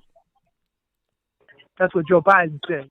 See, that's what I'm talking about. See, that's what I'm talking about. But they can benefit. Yeah, they being socially accountable, but they need to be politically accountable and economically accountable. You want socially, right? You know? But the black people have to learn the difference with white people. We think that the social piece is what white people are, but really, white people are the political piece. Here's what I mean by that. You have a black child and you have a white child. They grow up together. They so-called, quote, friends, unquote. And so they go to school together. They graduate. They go to college together. They graduate. They get a job together. And they work for the same people. And then the white girl knows about a promotion. She don't tell the sister. She tell another white person. Why? That's right. Because she know the difference between being socially acquainted with us and being politically connected to us. That's correct. That's correct. Yeah, so true. We don't know about that, being on code like that. Yep. Interesting, huh? Interesting. Fact. Or either we just let it pass by us, or either we just let what the white girl do because she's nice to me in front of my friends, in front of her friends, you know, in public. We just let the other stuff just pass by. You know what I'm saying? You know, acting like we don't know that happened. Man. So we got. And see, the bottom line is, too, they know they owe us big time. Big time. They know they owe us. What they owe us? What is called? Go say it. Say it. Somebody put out there what they owe us. What is it called? Separation. Goddamn right. You know, I bet you Joe. I bet you Joe ain't say shit about that. On my fault. He did say something about that, didn't he? Didn't you bring that up, Illumina? I'll be damned if we be held responsible for something that happened 300 years ago. He said he'd be damned if they let him be responsible. No, Biden said that he'd be damned if I'd be held responsible for what happened 300 years ago. So if he ain't talking about reparations, then you may not want to give him your vote. Thank you. Because you don't get to, you can't tell me, oh, I didn't do that. That happened 300 years ago, but you're benefiting from it. See, they are benefiting from it. You don't get the benefit and don't have a debt. That violates science. No, it don't, Mama Condi. That don't not occupy the same space at the same time. But Mama Cardi, what you talking about? What you talking about is violating the universal law of whiteness. I'm white and I say so. That violates the law of I'm white and I say so. I should be able to receive all the benefits and none of the downside. This that bullshit. This that bitch crap. When you talk about white people benefiting from on the backs of black folks, they get quiet and go home then, because they don't want to hear that. They get quiet and go home. They take their boat, they take their plane, and they leave. And then when they come back, they don't want to hear that no more. You know what I'm saying? That's how they roll. Or they'll send their kids to our protests and have them tear some shit up and make it look like it's you. I'm just saying. That's right. You know, I mean, because for me, like I said, after being involved with this shit, and like I said, talking to some of my elders, because like when I sat down and talk with Nomo, and Nomo is talking about and pulling out files of how he was framed for certain shit. Yes. And you see how these motherfuckers work. Yes. And I have to be astute when I'm sitting up here looking at a motherfucking protest that's being thrown by somebody that I don't know. Or better yet, somebody I never heard of. A group I never heard of. You know what I'm saying? And that same, so that when that shit goes down, this is a multiracial group that is sponsoring this shit, but when it's all said and done, it was a black protest. I can't have no, that's violating my territory. Fuck that shit. This is not new. It's not at all. Go ahead. 40 years ago, when Mumia and Move were arrested, and we were fighting to get them off death row and get them out. It's the same thing. They had all these rallies and protests, and it's the same crap over and over and over. This is not new.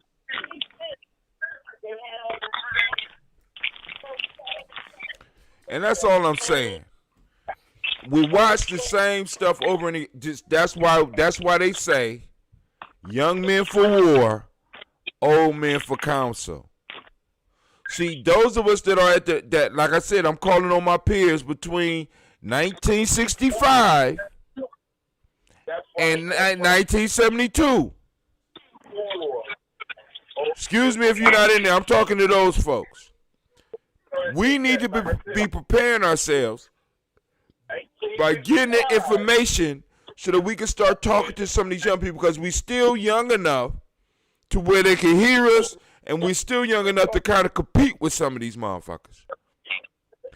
We have to be able to educate and give these young people the information that they need.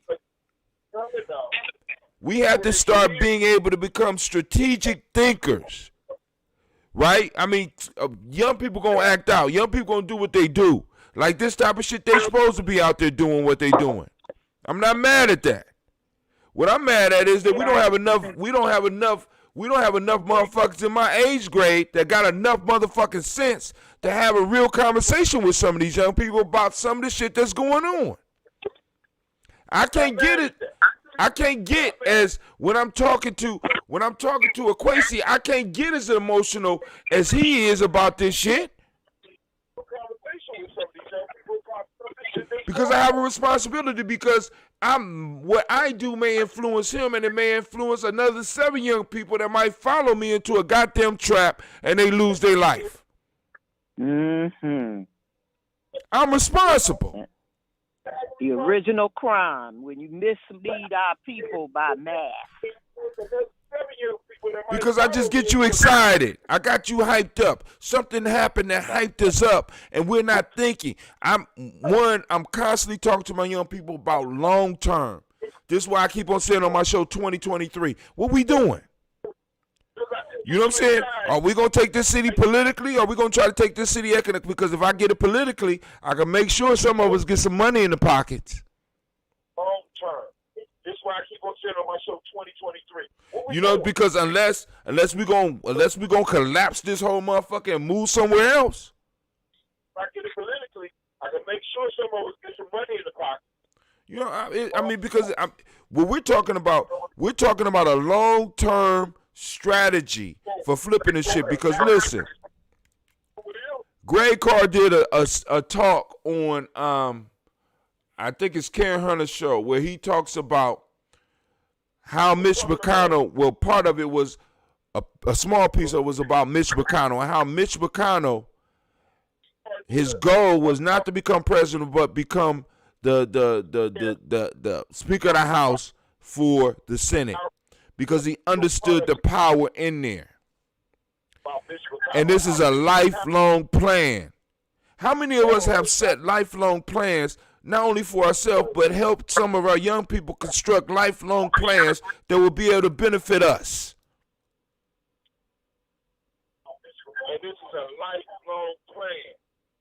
That's what nation building is about. It's about us doing shit for the future generations, laying tracks right now, planting seeds right now for trees that we might not even be able to eat from.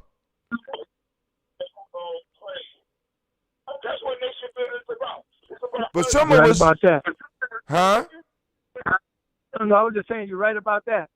Some of us want to eat the fruit now. Some of us want some of the shit right now. Some of us want, we need to have the victories right now. But please understand, when you sit up here and you go through the history, you talk about Hannibal. Hannibal was a 3-generation process. His grandfather, his father, and then Hannibal. We don't, you know what I'm saying? But we don't look at that shit. You know what I'm saying? I mean, because think about it.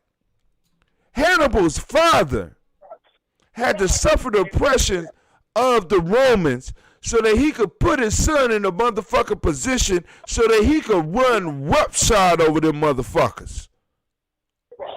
How many of us are setting up Hannibals?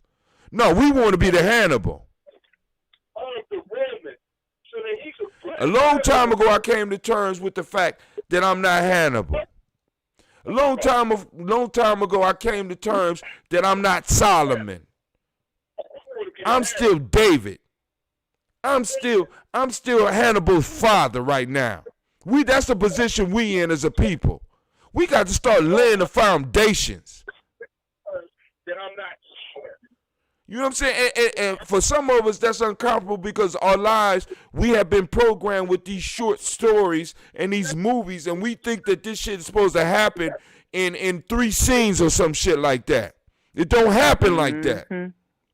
No, this is a protracted struggle. It's because they protracted on us because they was on the bottom and they protracted. They did that shit over generations. They understood what we taught them. They used that shit, and now they're using our shit better than we are. We done forgot that we are in a generational struggle. I'm going to reincarnate right back in the same bloodline, and if I don't handle my business in this bloodline, I'm going to fall right back into the same trap that I'm in right now. You are in a generational struggle, and because your ass is selfish and you done fell into the mind state that they done taught you, and you think it's about individualism, you think it's about you. This shit ain't about us. It ain't never been about us in the now. It's about us in the future, and it's about us laying the foundation, not living like that motherfucking Nino Brown and all this other shit that done brainwashed you with. Yeah. It ain't never been about us in and out. So we'll go out here and we'll do dumb shit and we'll try to be flashy about it. We'll try to be loud about it rather than being like Hannibal's father. I got to go and sit at the table with the Romans, son. But listen, let me tell you something about these Romans. Them motherfuckers across there, we hate them bastards. And as soon as we get an opportunity, we going to destroy them.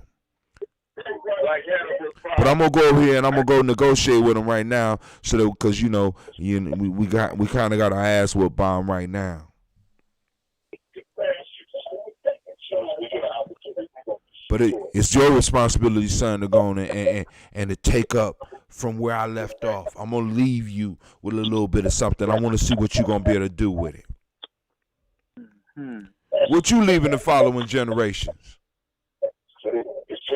Are you living them actual resources? Are you leaving them your aspirations? I'm so sick of nigga aspiration. That's bitchcraft to me. Nigga aspirations. We're living our kids and we're leaving our future generation our aspirations. Rather than resources. Rather than knowledge. Mm-hmm.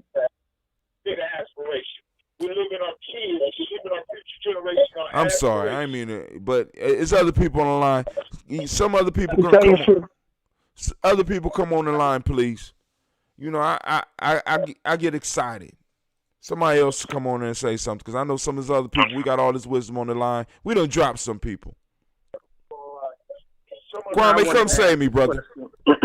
Now I wanted to ask a question, because you were describing some of the events that have taken place over the last few nights here in Columbus. And I'm running a test.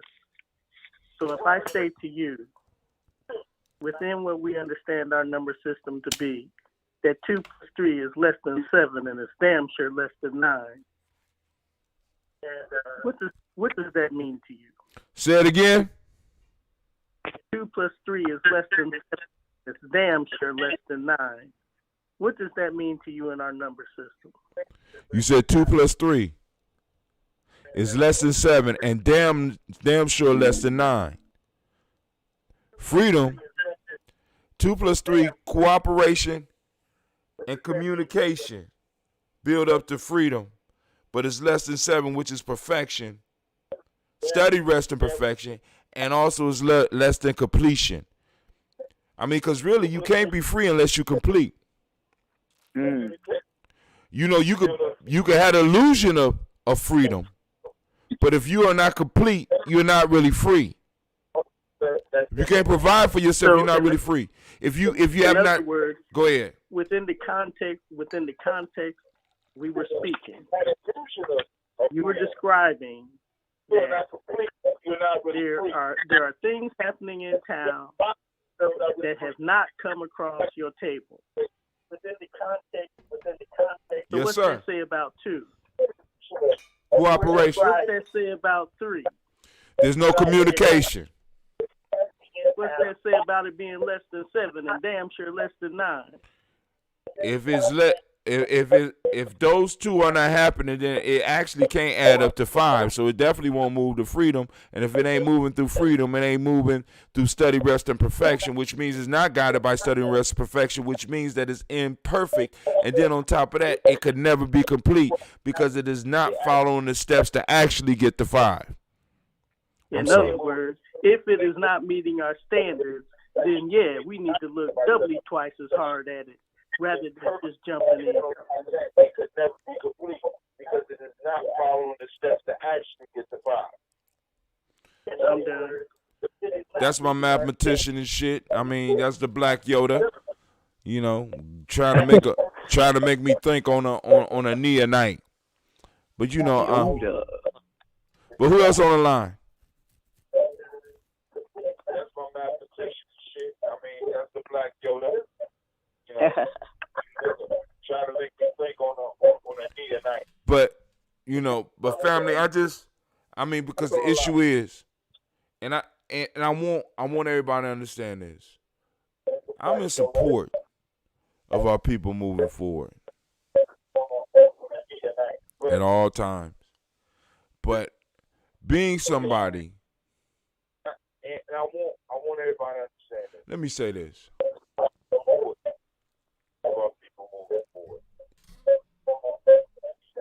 At all times.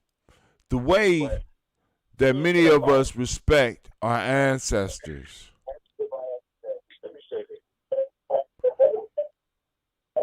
demonstrates to me how we will look out for our ancestors' legacy. And what I mean by that is I have many young people in my life who left the world early, and they boys who were in the sense they're rites of passage mates, they're gang banging brothers and shit. Promise that, you know, on the day of the funeral, when they buried the brother, that they would always look out for the child.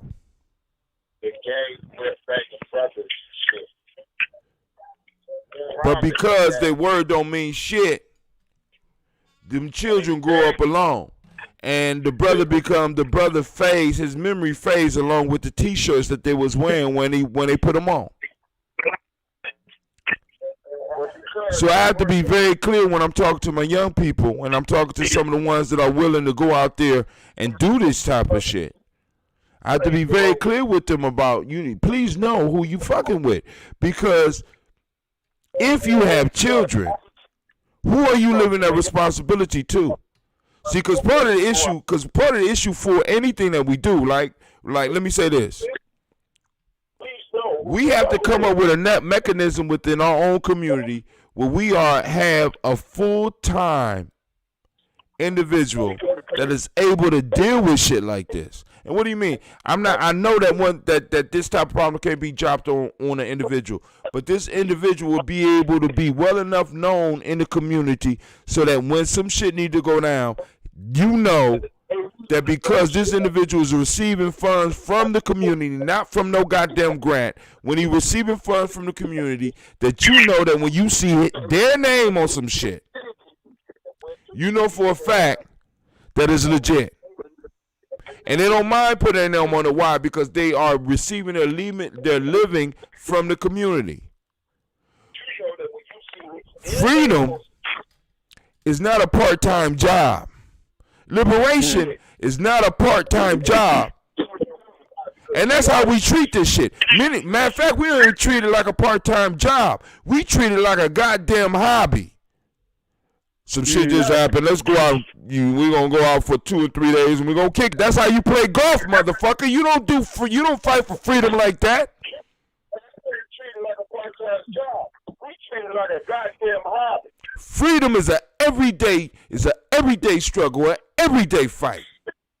That's how you play golf, motherfucker. You don't fight for freedom like that.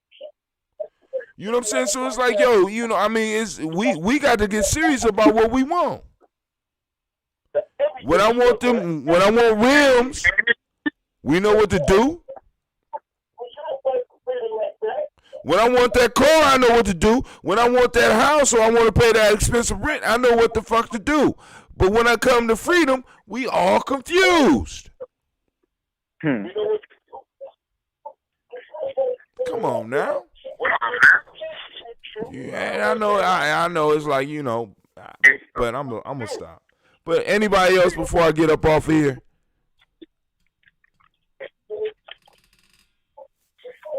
One of the things I tell him, this is Elder Mama Condit.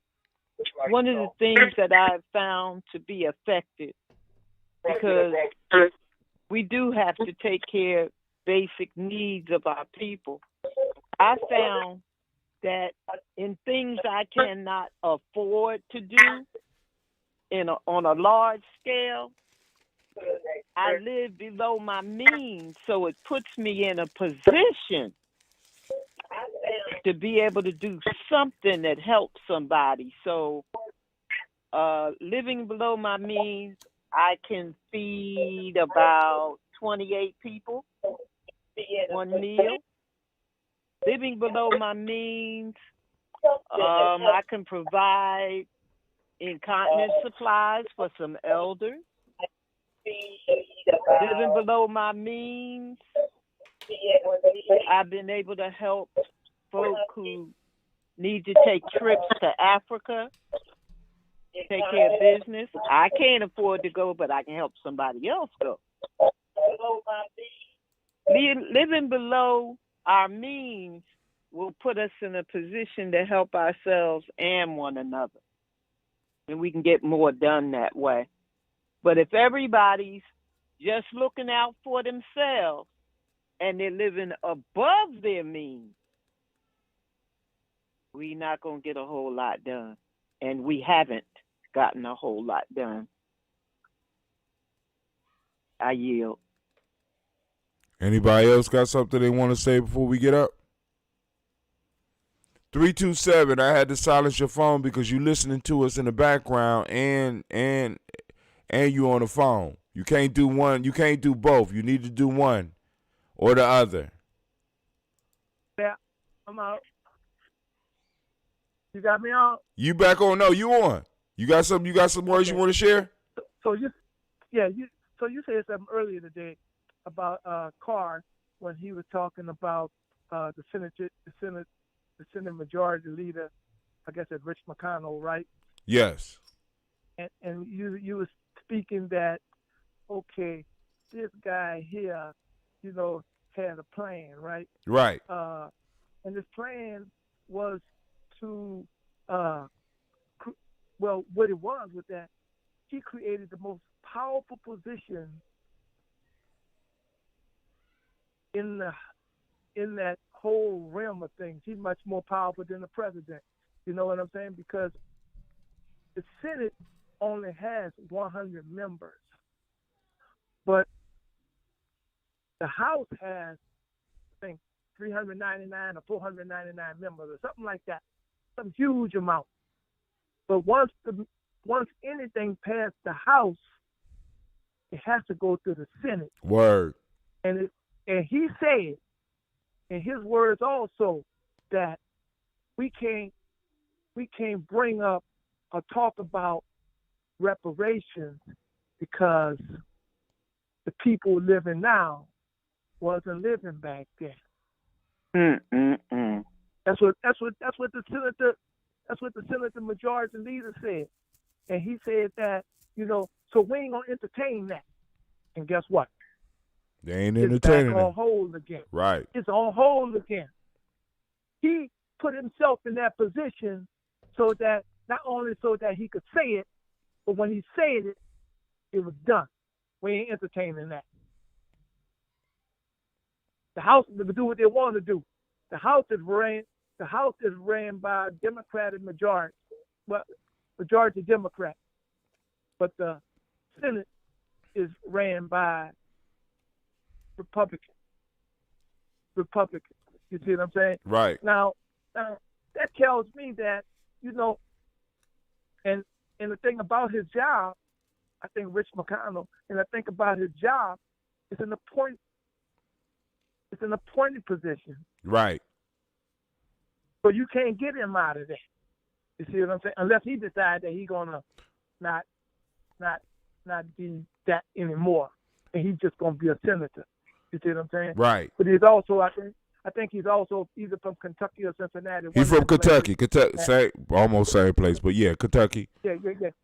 So we won't be able to get his ass out of there. Because I'm always thinking about, okay, we may not be able to get everybody out, but if we can get one of them at a time, you know what I'm saying? Right. One of them at a time, and then things can start happening for us. You see what I'm saying? You talking about strategizing. But we as black people, we got to figure out, what we gonna be, what we want to do. You see what I'm saying? Because we got people who are Democrats and they're acting like they're not Democrats. We got people who are Republicans and they're acting like Democrats, and we got people who are Democrats and they're acting like Republicans. So, and it don't matter. It don't too much matter what post you holding, whether you're holding a Democrat post, a Republican post, a non-Democrat post, a non-Republican post. It don't matter. But, what does matter is that you know your history and you know who you need to get out of office. And we may need to start with, those people in the state of Columbus who hold in those positions who are, part of that damn regime. Yeah. They're part of that. That's called strategy because, as they say, all politics are local. We have an election coming up in 2023 where possibly the mayor, I might be wrong about that, but the mayor's office is going to be up, and we're going to have all of the seats of the city council are going to be up. We're going to have some school board seats that's going to be up. that we gonna have the sheriff possibly that's gonna be up, that we can start preparing people for right now and take this motherfucker over. See, right. and that's all. I mean, that's all it because go ahead. I'm sorry. If you put people, if we put people in office that we want in office, then we can control all of that shit. You see what I'm saying? But we got to make sure. That we put the right people, because it's all about us. It's all about us putting people that embrace the culture and live the culture, and that, as Mama Condi said earlier, and Sister Navita, that we know, nigga, we know your mama. I know you ain't flipping out on me. Your mama go to church with me. Nigga, is you serious? Mm-hmm. Are you serious? Come on. Exactly. Matter of fact, I'm gonna have your mama call you because you talking crazy. We will cut your ass off, and you won't be able to make any motherfucking money. Anyway. And then, right. And another thing we need to do, that's the reason why we need young people, is because, like, when these people get ready to run for office, the people that we want out, we need to go and put flyers in, like Timothy Clark Church. Sometimes you got 400-500 cars in that parking lot on Sundays. You know what I'm saying? 400 or 500. On their windshield, you know what I'm saying? Right, I know exactly what you're saying. Newburgh, across the street, same damn thing. New Salem, same damn thing. I mean, we got to get those big churches. I mean, you ain't got to go to the church to do the groundwork. You don't have to go to that church to do the groundwork. All you got to do is put it in the people's head. You know what I'm saying? Now, I'm going to say this. But go and finish. I'm sorry, because I already be running my mouth. Go ahead. Okay, because the people who are going to church, they're no different than you, me, or nobody else. They're reading. They're not reading. You see what I'm saying? They're just listening. And see, when you put something on their damn window shield, they look at it, and that memory, that's part of that memory. You know what I'm saying? They don't forget that. You know what I'm saying? But go ahead. No, I was gonna say, family, because Navita brought up a very important point. She said when me and her was arguing, she said, "Listen, I'm part of the stubborn minority. I ain't gotta listen to shit. I will listen off air." And what we got to understand, family, it's always been the stubborn minority that wins. Always, it's the stubborn minority that changes everything. We think we got to have large numbers. This is why I'm telling people, we ain't really got to worry about the numbers. We just got to be worried about the people that we got that's willing to do the number. It's the stubborn minority that always flips shit. See, because even what I'm talking about with 2023, it ain't about winning. It's about getting the message out. Because I want y'all to understand this. Like, check this out. If you follow this whole concept of ADOS, right? American Descendants of Slavery. Motherfuckers like, I'm not with that. I'm not with it. A stubborn group of individuals start spreading the message of what ADOS is. Oh, that don't fit into Pan-Africanism. Y'all niggas is destroying Pan-Africanism because we got all the white supremacists got to fall at the same time. Stubborn minority, keep on pushing that idea. Stubborn minority, keep on talking about the idea. You got other groups, nationalists, everybody, people going for reparations. How y'all gonna interfere with the reparation shit? Now, as the time went on and the stubborn minority hung on to the idea, now you start hearing other people coming around to the points that these young people was making back then. We are a tribe with a unique history and a unique debt that's owed to us. Now you hear people talking about the same books that they was reading. You hear people talking with the same talking points, but they ain't saying ADOS. But I'm not stupid. I can see this shit happening. All it takes is a small group of us that are consistent with our views, consistent with what we say, consistent in what we do, and we're spreading it over this social media piece, and we will have more influence than some of these big ass churches. We don't need everybody. We just need a dedicated few, because that's who changed the world. I want you to think about this.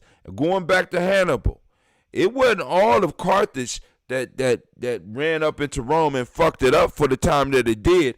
It was a small, stubborn minority that stuck with his ass that did that. They flipped the whole country on its side. Alexander didn't have everybody from Macedonia and everybody from Greece. He had a small, stubborn minority and was able to flip the world upside down. All we got to do, because it ain't about winning all the goddamn time. We think it's about winning it's about getting the fucking message out. Set yourself on fire and the world will stop to watch. And I'm just saying, many of my elders didn't have a platform to set themselves on fire so that motherfuckers would even know they on fire. Back in the 60s and the early 70s, you could set yourself on fire and just burn. Nobody would know to see you burn. We got a motherfucking platform. Nobody knew. Right now, you can set yourself on fire and the whole world can see that shit. Let's use it. Y'all want to see somebody on fire? I get up on this motherfucker every morning and argue and talk and pour libations and do all the crazy shit that you need to see a motherfucker burn. And I will open up a platform for other people to get up and do what they need to do. Let's set our motherfucking selves on fire and get these ideas out there so that we can develop the stubborn minority that can make, if nothing else, but a splash in 2023. See, because now also we had this current election coming up, and we got these motherfuckers talking about they need our votes. Then talk to us like you need our vote. What are you gonna do for us? And excuse me, some of y'all might get offended, as ADOS, as American descendants of slavery. My people have been here. I could count back 7 generations. There is no motherfucker on this soil that's more American. I built this motherfucker than me. I'm sorry. When I go to Africa, I go to visit. I'm coming back to my grandparents' bones. I'm coming back to my grandparents' house. I'm coming back to the place where my great-great-grandparents built. As much as I would love to call someplace else home, I can't. And in my home, I have to watch a motherfucker that look like me, almost the same size as me, maybe as intimidating as I can be, have to lay on the ground and have a little white boy with his knee on his neck and he has to die. That's some bullshit. And we don't have to accept that shit, and we no longer will. Now, as Navita says, sometimes shit has to get torn up, and I have no problem with that. But the only thing I'm asking for is this. When shit getting tore up, I want to make sure I know where the order coming from for that shit to get tore up. That's it. That's how I roll. I believe in order. I want to know where the motherfucking order is coming for that shit. Is it us? Or is it the other motherfuckers that's trying to get us in a fucked up position? Because I seen a lot of motherfuckers make a come up off our suffering. This whole country is built up on our suffering. Period.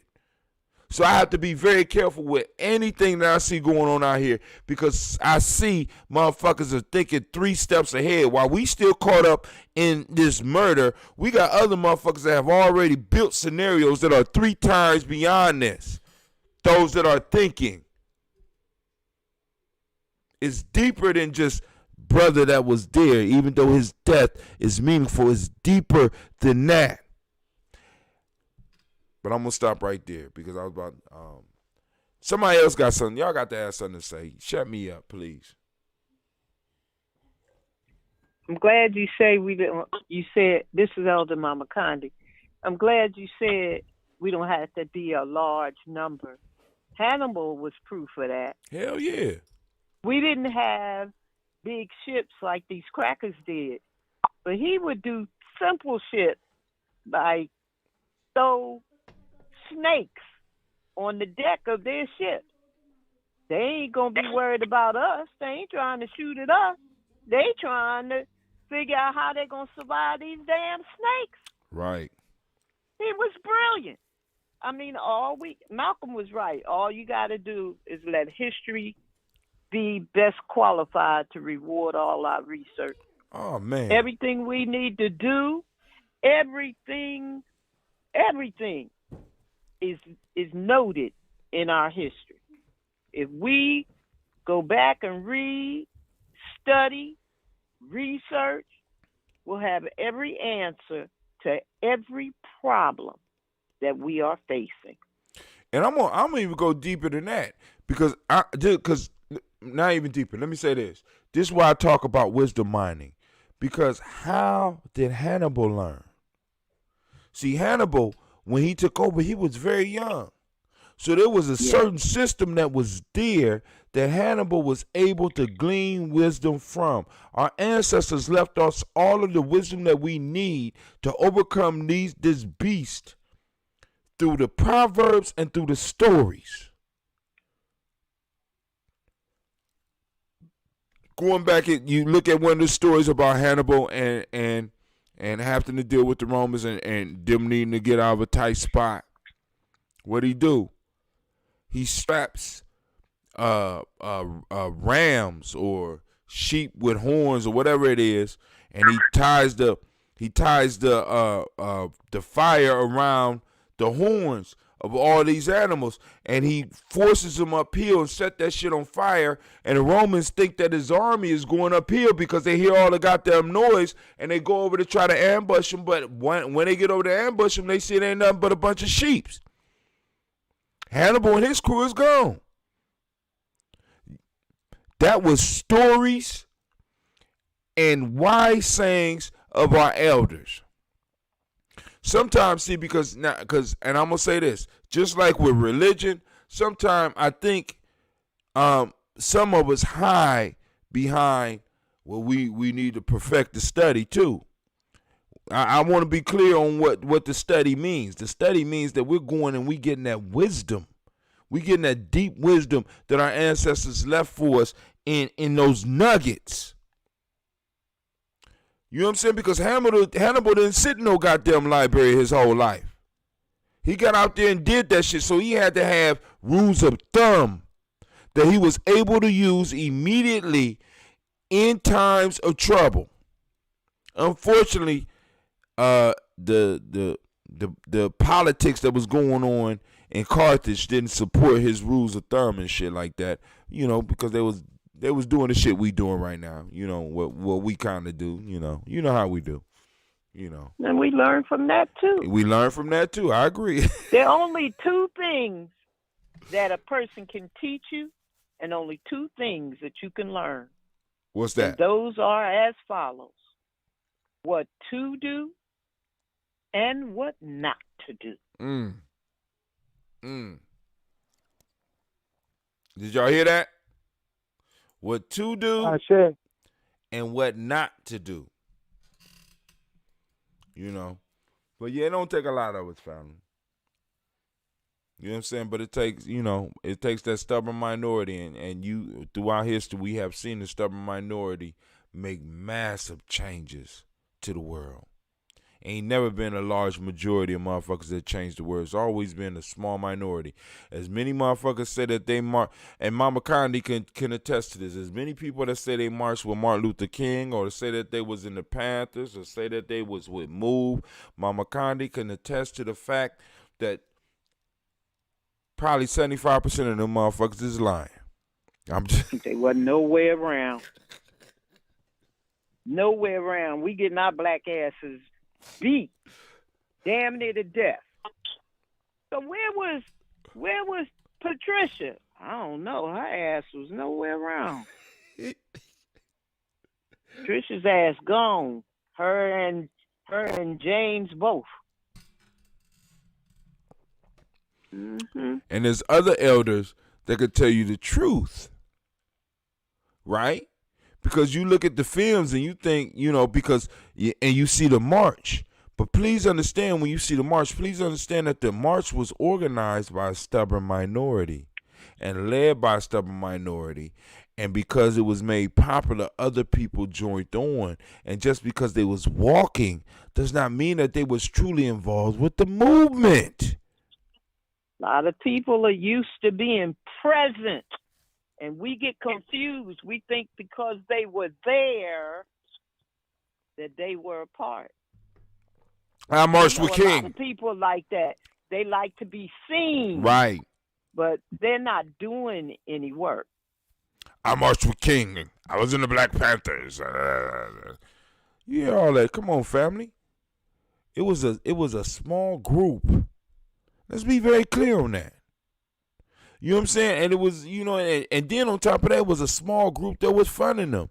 And usually, and what's crazy is some of the names that you would hear that was funding some of these groups, you would never believe. When you hear that when Martin Luther King went to jail, he'd be like, hey, call Sammy. You'd be like, what? Call Sammy. You know what I'm saying? Sammy, get them all out of jail. You'd be surprised. Small minority. And that your seriousness will bring other people in or bring other people around to support what we're doing. But they have to see that. And they have to see your belief. Because nobody will, what's the saying in Giami? Nobody will take better care of your shit than you will, nor should they. This struggle is ours. Motherfuckers say black and brown, but the bottom line is it's ours. Motherfuckers say black and Hispanic, but it's ours. Motherfuckers say black and gay, but it's ours. Nobody will respect your shit more than you, nor should they. Nobody will protect what's yours more than you, nor should they. You should never expect that out of nobody else. I'm sorry. I done went off. I'm about to go on. But anybody got any closing words for the family before we get up out of here? Because they might take me off of YouTube or some shit after this. I'm sorry. Good talk. Good talk. That's funny. Yes, it is, but it's kind of true, Thank you, Hatem. Thank you. No, this is real talk. Thank you for being willing, and thank you for being. Hey, that G&J support.com or what? It's y'all. I was about to. I'm gonna play that, but it's GNJmedia.support. GNJmedia.support.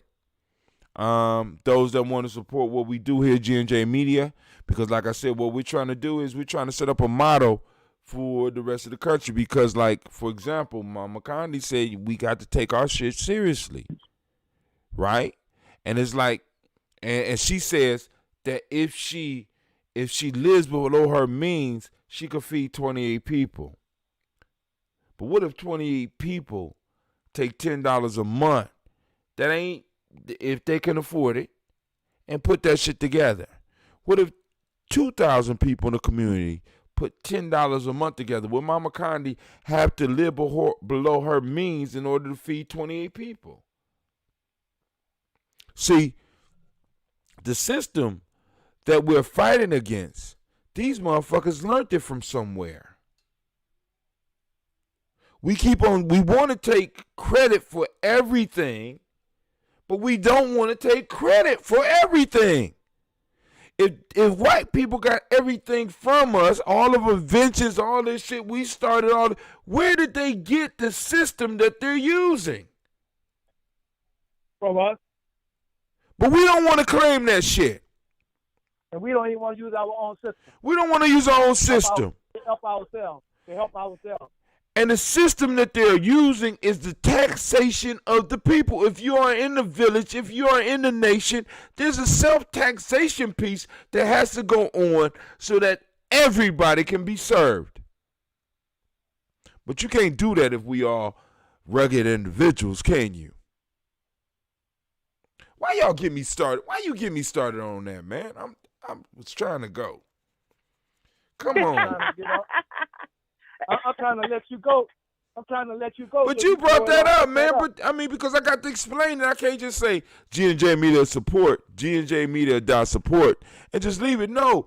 family, if we want to be free, we got to tax ourselves. Because you can't maintain the territory if the people are not willing to put money into the coffers so that when some shit like this happens, you know what I'm saying? We could put soldiers out in the field for 3 months without anything coming in. That's why they call it a war chest. But what happens with the chest when they ain't at war? The war chest, when they're in war, becomes the people's chest, where you are able to take care of the people. What does that mean? That means if there's some repairs that need to be done, far as the where y'all live, that shit is able to go there as well. But no, we don't think like that. You know what I'm saying? It's like these motherfuckers. We create everything. We built the pyramids. So you think the pharaohs was ruling shit and gold was just popping on their ass? No, they had motherfuckers digging the gold.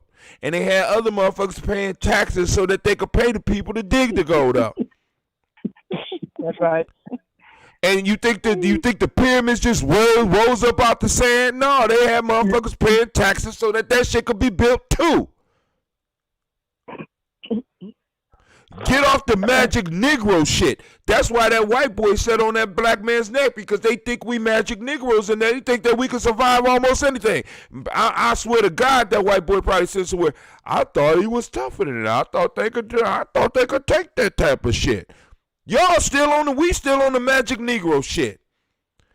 No, the pyramids didn't rise up out of magic. No, the libraries that we had didn't rise up out of magic, or the research that we didn't just mystically pop up to us. No, we had to pay for all the research. We had to pay for each one of the blocks. We had to pay for all of that. And it came from a collective coffer that we collected. That on the outside, motherfuckers that was jealous of what we was doing was watching and taking notes. And not only were we taking it from the inside, but we was also taking, because I want y'all to check this out, we was taking tributes. See, I maybe motherfuckers just don't study history and shit. We was taking tributes. What's a tribute? A tribute is where another country, to keep you from coming in and kicking their ass, will send you money. That's right. They arrive with big containers. Oh man! All kind of gold and jewels. All types of shit. Silver and their daughters. All kinds of food and their daughters. And fabric, cloth. Oh wow. Yeah, I hear you. we don't understand that. And they don't. Yes. Oh, say that again. Yes. And their daughters. Yes. Tribute. Right? Yes. So that we would not come over there and kick their motherfucking ass. So they had time to do their little shit in secret and keep their notes. Yeah. Come on, family. They paid us so well that we stayed about their business so long that now we are on the bottom.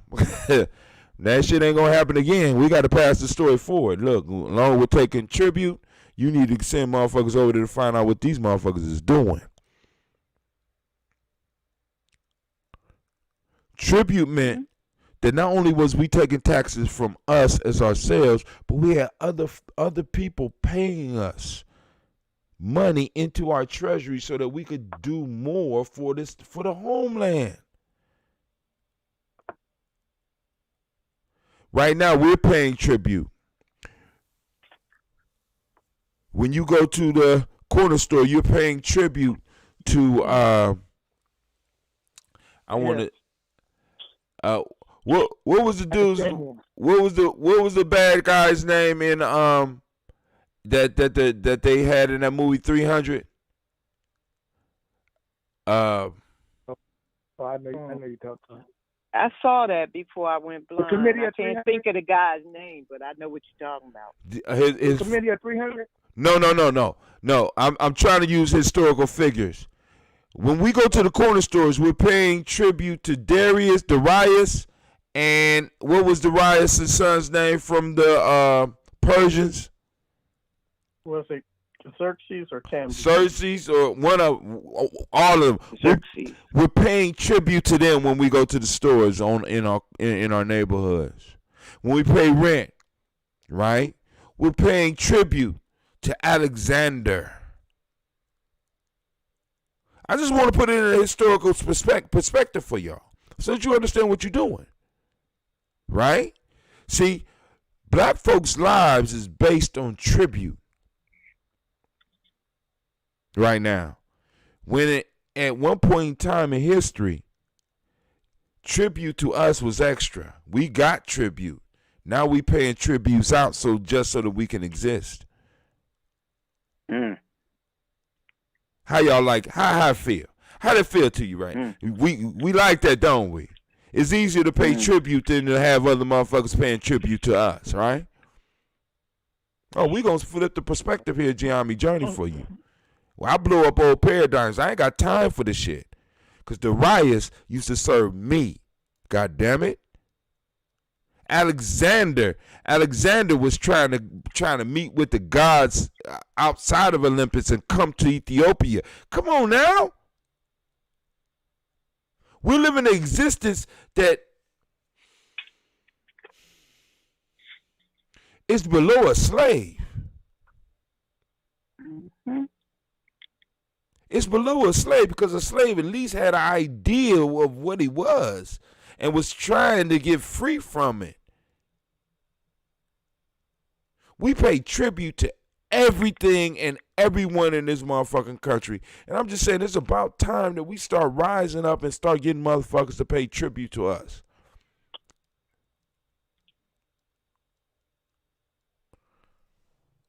See, yeah, thank you for saying Ashe, man. I need to go. Y'all got me. I'm all twisted up now. I'm messed up. My stomach hurt now. You good? You good?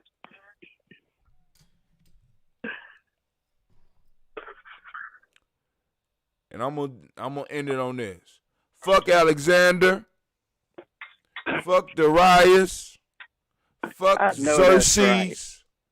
Because all the Cambyses he rode in. Right. And the Cambyses he rode on them. Because all these motherfuckers strive to be like you. And and because we don't study history, we don't know that.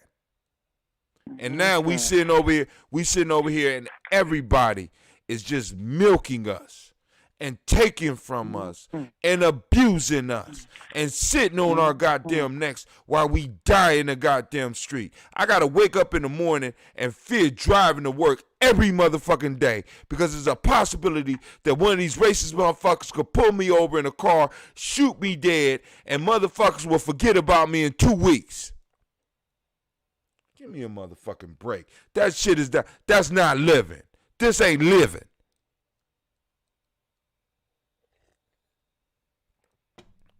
Riot and then forget about me. What kind of shit is that? Name some shit after me and build. That's what we supposed to be doing. I'm sorry. But family, I'm sorry. Let me go on to No, there's no sorry. And I mean, and that's what you're really getting to is the idea that institutions is what is going to make us last, endure into the future. Yeah. And this is why I have a problem with people when they say we all come from kings and queens. And so. See, but this is the issue. Motherfuckers don't know that kings and queens are institutions and not people. Yeah. You can't see that shit? That's obvious. Yeah, it's obvious for us. Those who know. At least those that know. Yeah. It's obvious to those who know. If you look at it today. Everybody thought Obama was going to make a difference. Oh, my God. No, Obama was, okay, for example, I love this example that I give. Take a load of shit. It's in a pile and sit it in a closet. You put makeup on it, eyeliner, eyelashes, a wig, earrings. You spray perfume on it. You put some cute jewelry around its neck. You pierce its nose. You put lipstick on it. You close the closet. You go back some extended time later, and it still smells like shit. That's what Obama was in the election where he became president. You can't paint the face of imperialism and think it's gonna be something different magically. It's not. You know what you it's just not. described, Mama It's Candy. still gonna be what, baby? You described why Esau was killed. Why Aesop was killed? Yeah. Okay. No, basically what happened. He said he gave them the same analogy that you just gave, and they got rid of it. Go ahead, go and break it down. Oh shit. Oh. He gave the same analogy that you gave and got murdered. Well, I am a Conte. You know, we are the griots, the jollies, and the marabouts. We tell the truth. You know, I not like it, but we tell the truth. Might not, yeah, especially, you know what I'm saying? The only time truth becomes a problem is when you paying tribute. And when the liars don't like it. Right. And the liars are in power. Right. Paying tribute.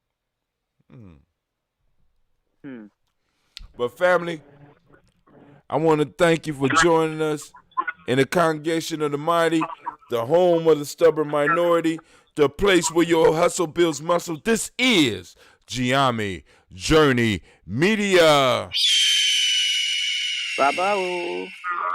I am Brother Hatem. We also was joined by the Honorable Elder Mama Condi, the Black Yoda himself. We also was joined by who else was on the line?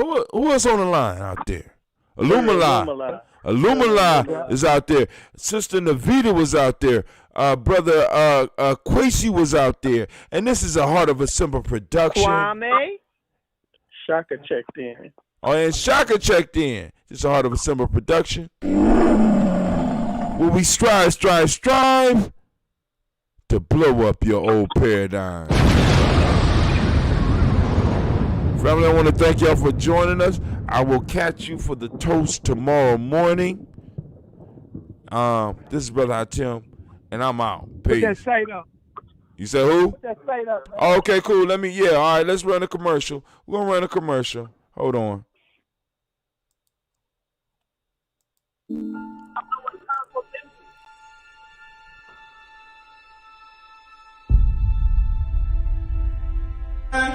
To have melanin embedded in our skin is a gift.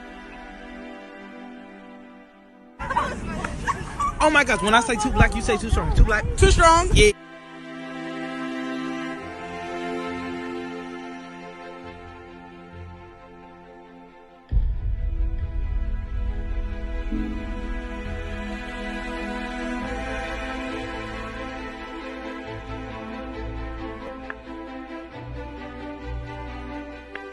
We were born to be great.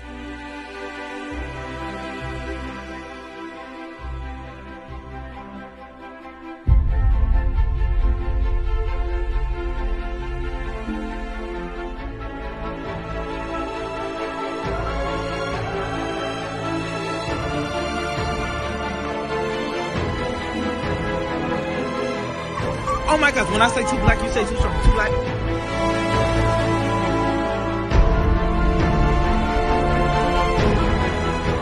Join us at GNJ Media.support.